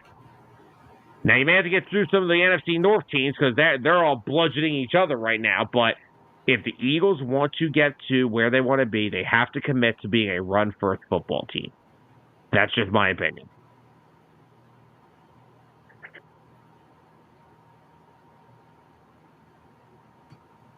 I'm not sure if you have anything to rebuttal off of that, but that's what I look at it as.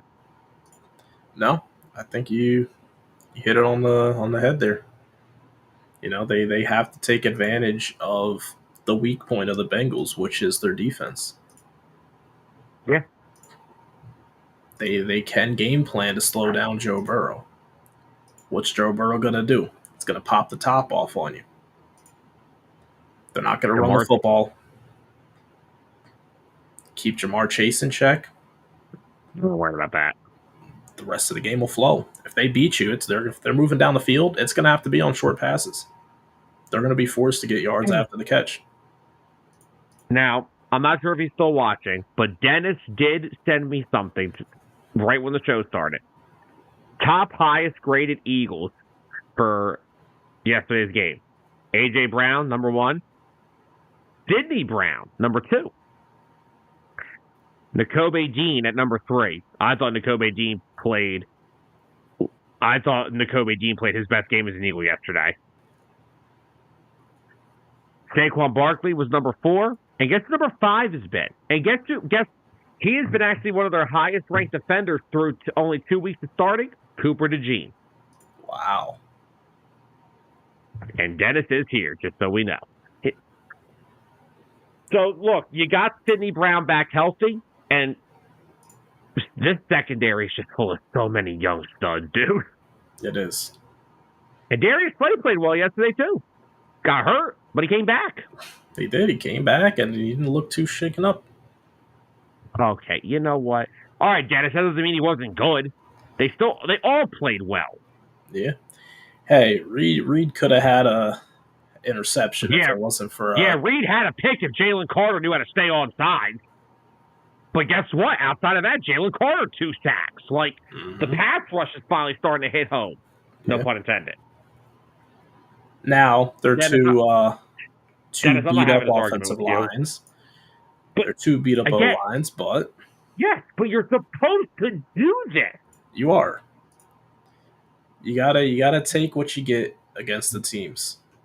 Yeah. And can we just talk about it again? I feel like we're just beating a dead horse. Quinyon Mitchell's just so damn good. He really is. Quinyon Mitchell's a stud. Like, this guy's a freaking stud.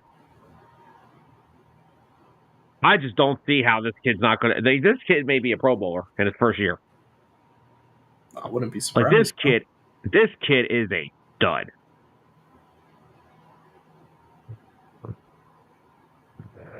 Running off some more games around the NFL real quick, as we are over the 2-hour mark, and we still have 2 other little small segments to go through. Tampa Bay currently leads Tampa Bay. Yeah, sure. Tampa Bay leads Baltimore 7-0 with 6:05 to go in the first. The Cardinals and Chargers kick off at 9 p.m. Oh, we got a doubleheader tonight. What the heck? Yeah. Hold on. Dennis. Okay.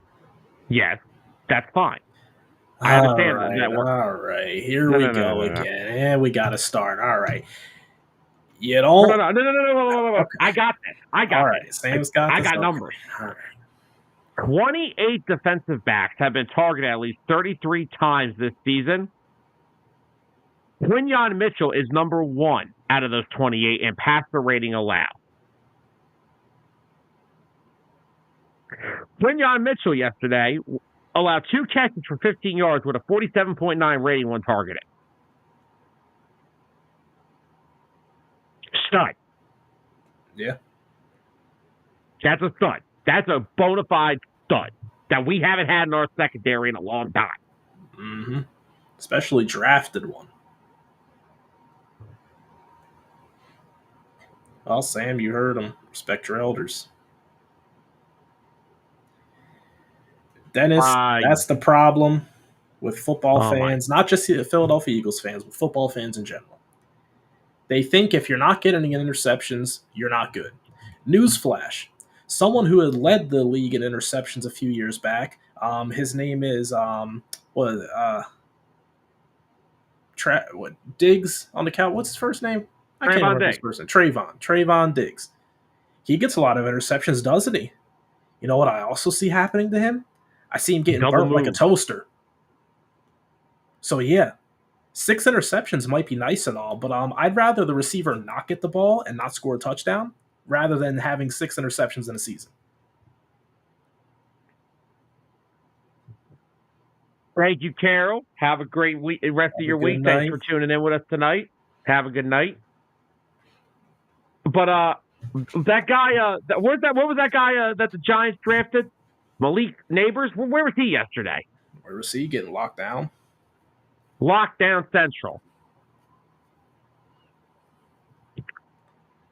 Oh, he is.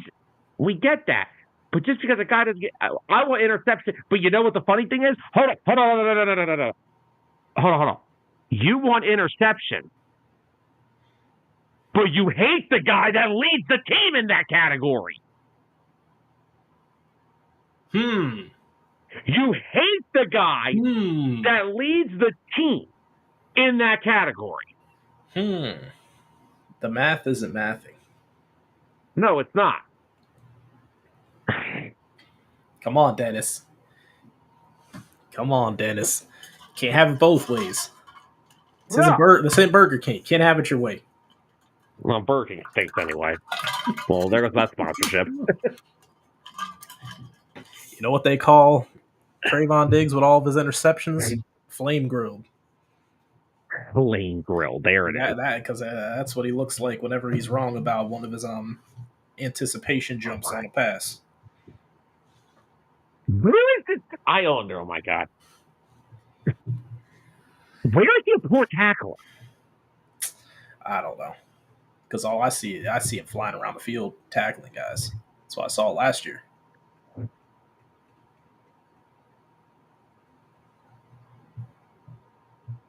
What is it? I don't understand. I'm never going to understand this.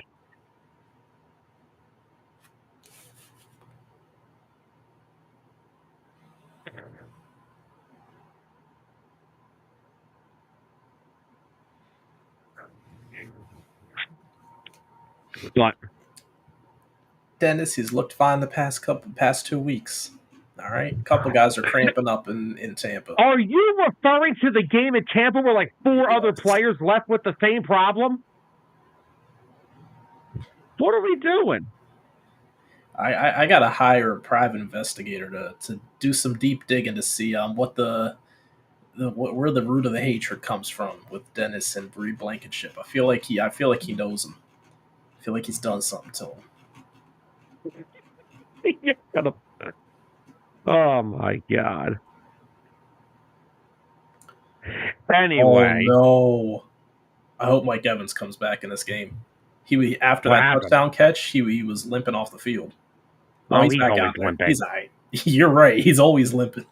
I swear, He's I always feel like limping. this dude has been probable to play every fantasy weekday for like the past 5 years, and he's always ready to go. He'll miss practice. He'll play the game. He's out there. Would be nice if Chris Godwin got the football, That'd be nice. Yeah. Shoot, Dennis, you got a question? What is it? But while Dennis asked me his question, let's run through the rest of these NFL games because I don't think there's any major other storylines to talk about. Oh, there's one that I'm a little upset about. Go ahead. It's something that good Orlando sent us earlier as well. The Eagles and Jaguars was flexed out of the Sunday Night Football game and replaced with the Colts versus the Vikings. I mean, I'm not upset about that for having to work the next day. Yeah, but this is the second primetime game we're getting flexed out of, isn't it? Yeah, we got bounced out of the America's Game of the Week next week. Yeah. So I don't know. Are we not 4-2? Well, wait, hold on. Anthony, I'm okay with that because I have Chris Godwin, but I need Chris Godwin to get the football. You know what? I'll help you all out. Baker's just going to run it in for a touchdown. I hope you never have a healthy running back again. Whoa, Sam, that is wild. Oh, Mike Evans touchdown. Are you kidding me? Come on, man, not that. I had to see how you were going to react. Dennis, I'm done with you. I'm done with you. But no, I don't know how we got bounced out for the Colts and the Vikings. Yeah, like, who wants to see the Colts and the Vikings? Okay, the Vikings are 5-1 now. Cool. What are the Colts? Like I'm just for shits and giggles. Like the Lions and the Packers play next week. That could have been flex. Right. Hold up. The Lions and Packers would have been an amazing game to watch. Yeah. Are you kidding me? No. But we got the Colts. The Colts versus the Vikings. Also, yeah, speaking of the Colts, this is the last thing I want to say about the NFL for the week. We may need to have a talk about Anthony Richardson soon. Yeah. Oh, is it because the Colts are 4-3? Is that why? Hey, was it Joe Flacco playing? Oh, man. Who knows? Who knows? Oh, Lord, man. Unbelievable. Oh, spare me with sitting in the pocket forever for 10 years. He throws it. Oh, it's Godwin, Sam. Yeah, there's a penalty. Oh, was it really? A late flag? Yeah, it's coming back. It's coming back. Oh, that was a late flag. Wow. I hate everything. It's going to be holding, isn't it? Yep. Yeah, probably. Whenever that pocket holds for that long and the QB starts scrambling, there's almost guaranteed to be a holding. Well, ready to move on to the AP Top 25 real quick? Yeah. All right. The new AP Top 25 for college has been released. Coming in at number 1 is Oregon. Coming in at number 2 is them Georgia Bulldogs. Coming in at number 3 is, of course, Penn State. Ohio State stays steady at number 4. Texas drops to number 5. Miami coming in at number 6. Tennessee moves back up to number 7. LSU is number 8. Clemson number 9. Iowa State is 10. BYU moves up to 11. Notre Dame comes in at 12. Indiana coming in at 13. Texas A&M is at 14. And down goes Bama to 15. Bama better be careful.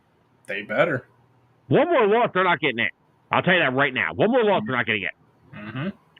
Because how many teams is it now in the expanded format? Like 12. Top 12? Like 10 to 12, and they're right now at 15. And just think, that third loss could have came against South Carolina last week. Yeah, they haven't looked good. Kansas State coming in at 16. Boise State is sitting there at 17. Ole Miss is 18. Pitt is 19. Illinois is number 20. Missouri is 21. SMU is 22. Army coming in at 23. Navy is at 24. And how about Vanderbilt sneaking in there at 25? Yeah.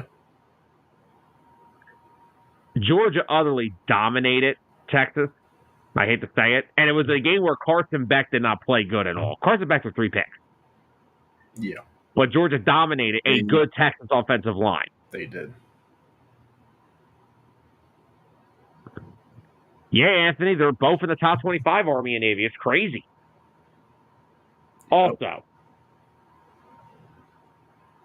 I got a hot take, real hot take. Oh no! For this segment in a minute, but the first thing I'll say is, can we miss me with the Quinn Ewers stuff now? I don't see where he's better than Arch Manning. Yeah, I don't like what they did against Georgia. You deserve that loss for that. They should not have. If you're gonna stick with your guy Quinn Ewers, you don't give up on him when you're down 20-3 or whatever it was. You don't take him out. Yeah. Not on. Yeah. But I didn't like that they were like, okay, it's not working with you. Let's go toss the young guy out there. Let's go toss him out, see what happens. Yeah, throw him to the wolves, why don't you? He had no preparation for starting this game. You're just gonna throw him out there against one of the top teams in the nation? Like, are we okay? Like, what are we doing? Clearly we're not. Do I think he's a better quarterback? Yeah. I think Arch Manning's a better quarterback. I've always said it too. They're two different play styles. Arch Manning, he's got the arm strength and accuracy, get those deep passes down the field. Ewers is a little bit better in the short to medium game. But that game was just a whirlwind. And that's crazy. Texas' offensive line is a bunch of seniors. Yeah. And they're supposed to be really good. And Georgia's front dominated them. Georgia's got some more dogs on that defensive front. Oh, Howie's probably chomping more a bit. First-round picks coming. Just you wait. That'll take 2 years to develop. No, brother. So, no real comments on the top 25 at all. Basically looked what it was going to be. Yeah. Except I will say something. And Dennis may try to find where I live after I say this.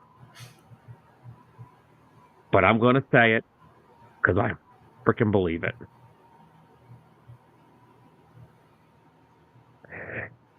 Cam Ward is a better quarterback than Shedeur Sanders.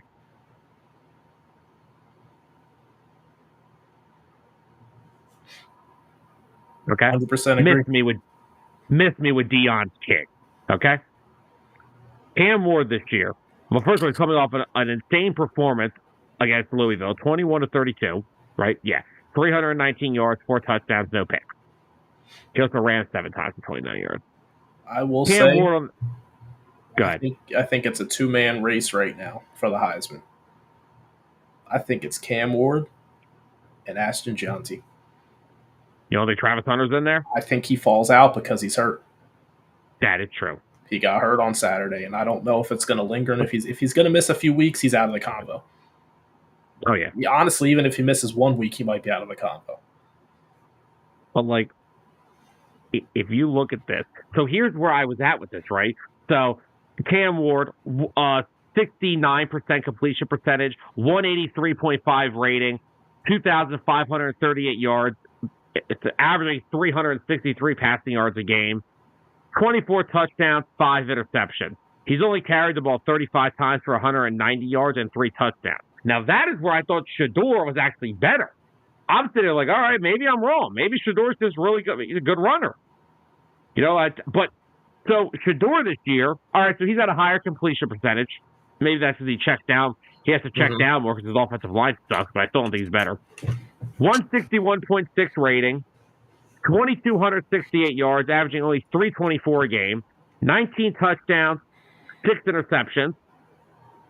He has carried the ball 56 times. Forget this. Negative 19 yards and 2 touchdowns.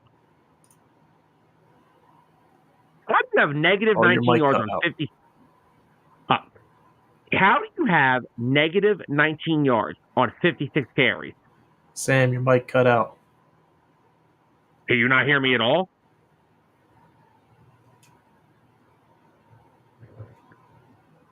Can you hear me at all? Can you not hear me? Did my mic officially just cut out for good? All right.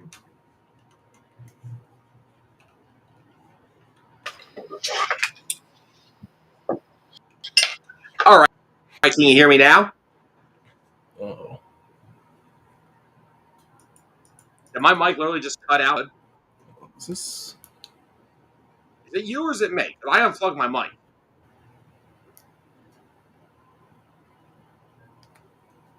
You having headset issues over there? Because I don't know what's going on. I'm not hearing anything. Are you not? Because Is it my headphones? I thought my mic was fine. Because yeah, I hear you. Can you not hear me?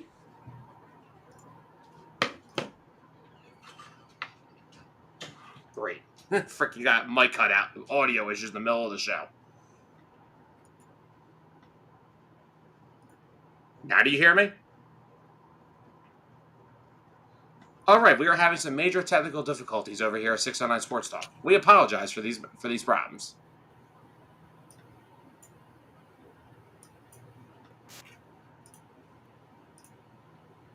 So, you hear me now?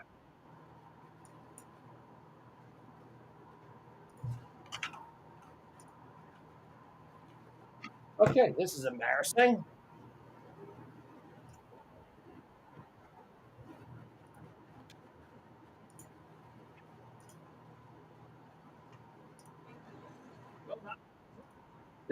This is fun because now we literally don't have. Okay. Anyway, I'm hoping to be heard because if I can't, I really have a problem. So, I can be heard. I'm heard on the broadcast. I think Tyler's headphones giving him permission because I can hear myself on the broadcast. So, yeah, Tyler, I think it is your headphones because I'm hearing myself. I have my phone on and I can hear perfectly. But yeah, because my mic is still going, so I just put myself on the thing, so I can still be heard. But anyway, as Tyler tries to figure out what his headphone issue is, I just personally think that Shedeur Sanders is a better quarterback. And no way. I don't think he's better than Cam Ward. I think Cam Ward actually is a better quarterback. I just, for some reason, think it is. For some reason. So, I just, for one reason, think that Cam Ward. Yes, I'm riding solo now. Mr. Adams is having some technical headphone difficulties, so we apologize for that little part of the show where we just decide to mess up our audio and stuff because Mr. Adams had me thinking that my microphone was dead and it was his headphones. So, but yeah, I mean, all you got to do is look at the numbers here, and Cam Ward has just outperformed Shedeur Sanders the entire way. He also plays in the SEC, which, again, minor league NFL football in my eyes. So, in my personal opinion, I just believe that Cam Ward is better. He's a better, I think he's a more better accurate passer. He's got I mean, first of all, people talk about, we're talking about Colorado, right? And we keep talking, if Colorado and Shedeur Sanders are so good, where are they in the AP Top 25? They're not even in it. I've never seen a school get so much national attention, and they're not even in the damn 25. Who cares? It's only a big deal because of who Deion Sanders is. So I really don't understand where the hype comes from. I think Shedeur is good. I'm not saying Shedeur Sanders sucks. I'm not saying he's the worst quarterback I've ever seen. I just don't think he is where I think people overrate him, in my personal opinion. Oh, there. Hold on. There he goes. Are you back? Nope, your headphones have officially crapped out on you.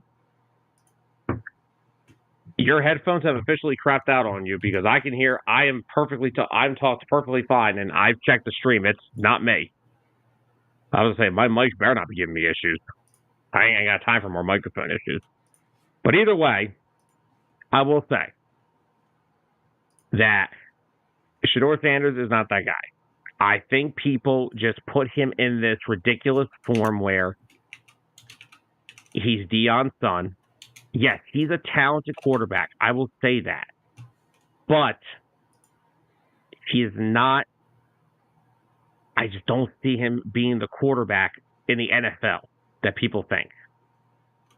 I just, for some reason, don't see it. I think Cam Ward is better. I think he's a better passer. And I'm just going to keep rolling this show because I'm just sitting here talking to myself now. Because, once again, my co-host is having some technical difficulties. But I, for one, think that Shedeur Sanders could be good. But I, for one, don't see Cam Ward being... I don't see Shedeur Sanders being better than Cam Ward in the NFL. I just don't see it. Now, I could be wrong. I think Colorado's offensive line has also played a key role in this. But I, for one, don't think that there is an outlandish to say that Cam Ward is not a better quarterback. Can you still not hear me? Are you back with us yet? Headphones are acting up. Not sure why. But you are. Can you hear us? Oh, there we go. Are you back with us? I can hear you. You had me thinking. All right, so first of all, we want to apologize to everybody for that 5 minutes where I unplugged my microphone because somebody over here had me thinking my mic was dead again. Don't do that. I didn't hear any sort of beeps that my headset went off or disconnected or anything. I just heard you stop talking. But then I realized that I couldn't hear the game that I had on the second monitor. So I was like, okay, that's what triggered me to say, oh, it's got to be my headphones then. First time. But do you want to just add anything to what I was saying about Cam Ward? I just said I think Cam Ward's a better quarterback than Shedeur Sanders. Now, real quickly, my other two things I said, right? Yeah.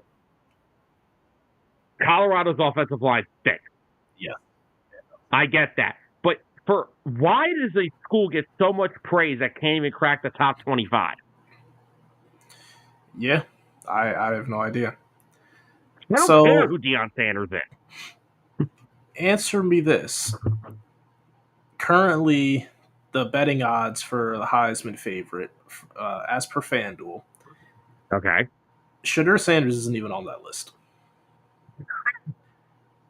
The front running guys, they're tied. It's Cameron Ward, Ashton Gianti, and then close in third place you got Dylan Gabriel from Oregon, and then Yeah. a couple other names you got tossed in there like Carson Beck, Cade Klubnik from Clemson, Nussmeyer, Curtis Rourke from Indiana, Drew Aller actually on there too, and then Travis Hunter and Jalen Milroe. Get the hell out of here. Yeah, but Shadur Sanders' name isn't even on any of these lists that I'm looking at. So, kind of confused as to why he thinks that Shadur Sanders is a better quarterback than Cam Ward. Cam Ward is a better quarterback by far. And get Drew Aller off that list. Yeah. Maybe next year after. Maybe. Oh, yeah. We'll see. But yeah. Too much. No. There's still too much untapped potential for him. Yeah. But anyway, now that after you fixed your headphone issue,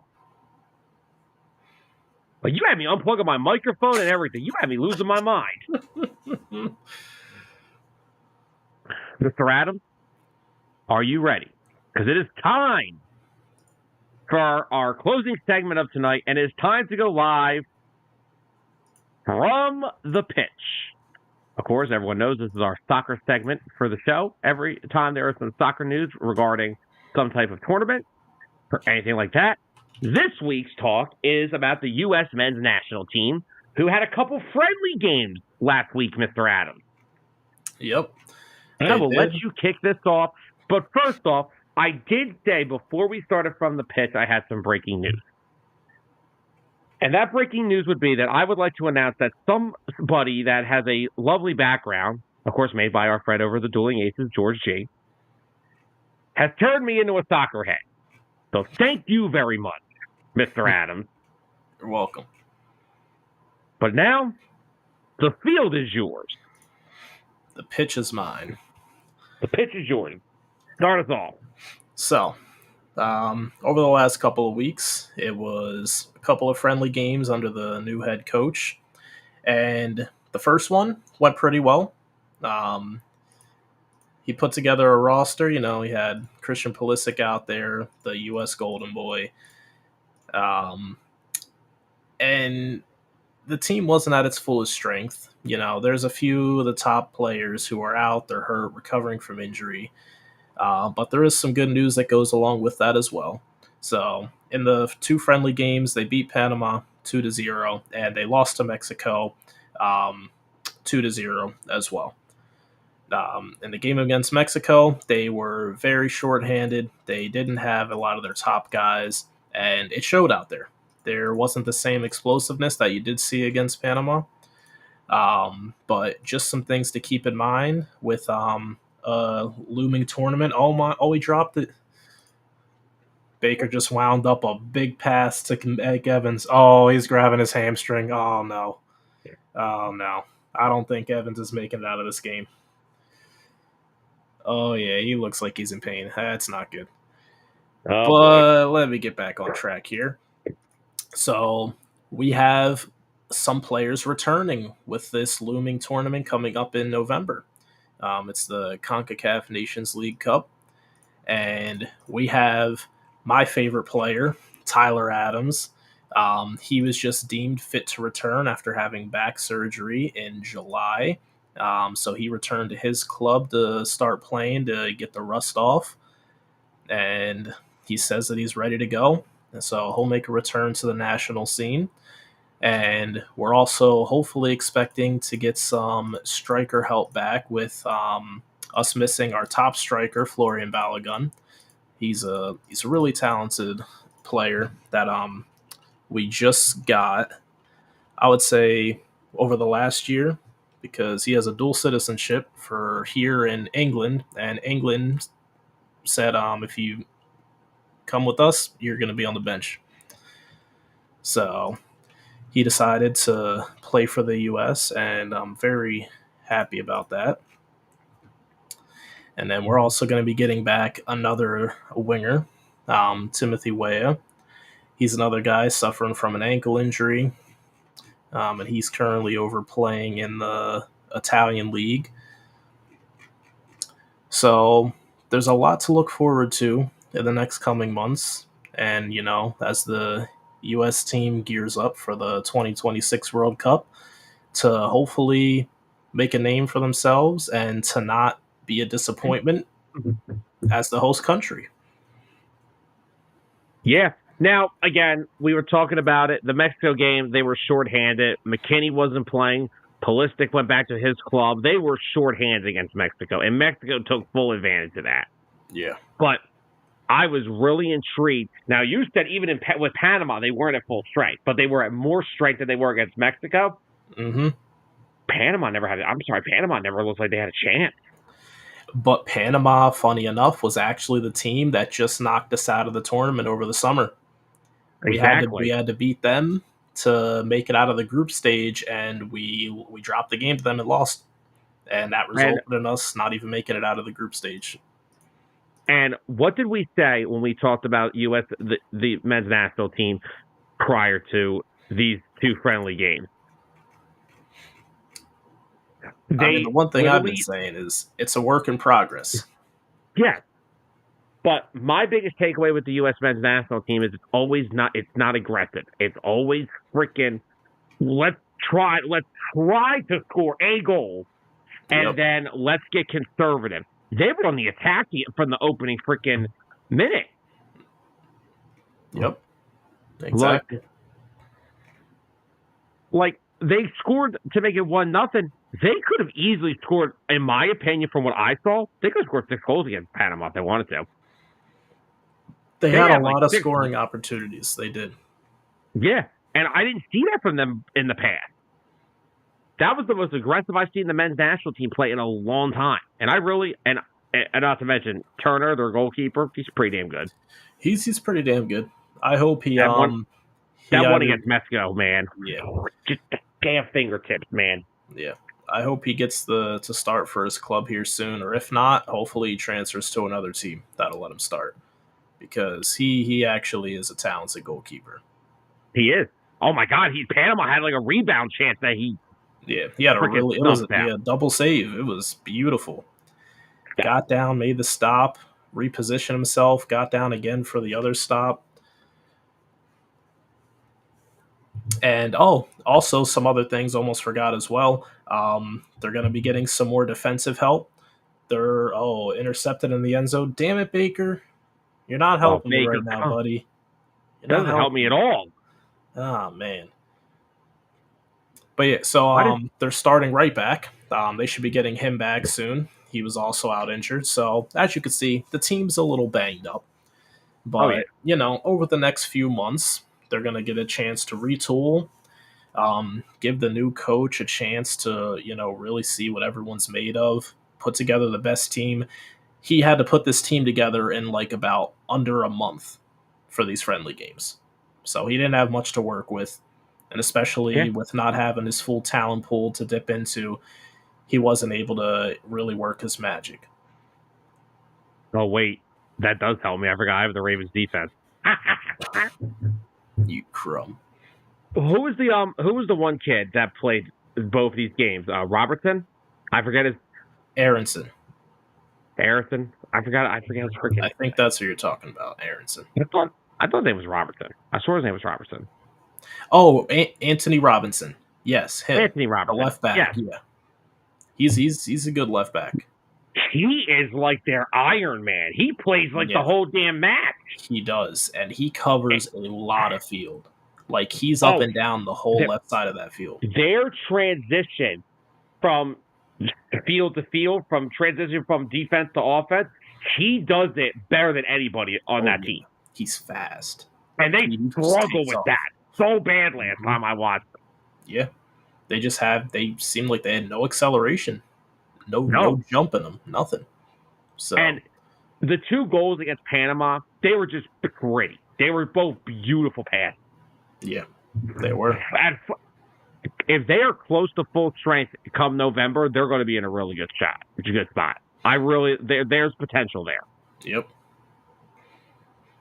And Pulisic, he's doing his thing at his club right now. You know, he's getting praised by his coach there. Just having him, it's a great thing to see. Yeah. But do you have any other soccer information for us? That's about all I got. Well, that is once again our lovely segment that we like to call From the Pitch. As always, Tyler Adams always has his soccer knowledge ready at hand for us. Now, granted, he's turning me into a soccer head, so I'm kind of happy I'm able to reinforce him a little bit in terms of getting some more talk about it. But just a quick announcement before we say goodnight to the people. There will be an extra show this week of 609 Sports Talk, as our friend over the Dueling Aces, George G3 and me, and I, sorry for other people like to be correct, we'll be doing a extra show this week here at 609, another episode of Hitting Home. Will be on, I believe it will be Thursday night. There's a possibility it could be tomorrow. I have to confirm it, but there will be an extra episode this week of 609 Sports Talk presents Hitting Home, a full World Series breakdown of the Yankees and Dodgers, and I got some bones to pick with baseball fans because they have no idea what they're talking about. And Tyler, you know exactly what I'm talking about. Mm-hmm. But I'll save that for our Hitting Home episode this week.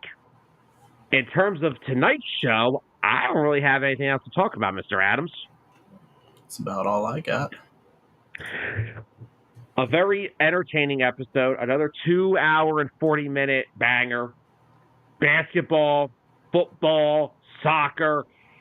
Tyler's headphones cut out, and we had some technical issues like all good shows have. You always have to have an issue to make it entertaining, right? Have a scramble and like something's going on, and it's really just his headphone.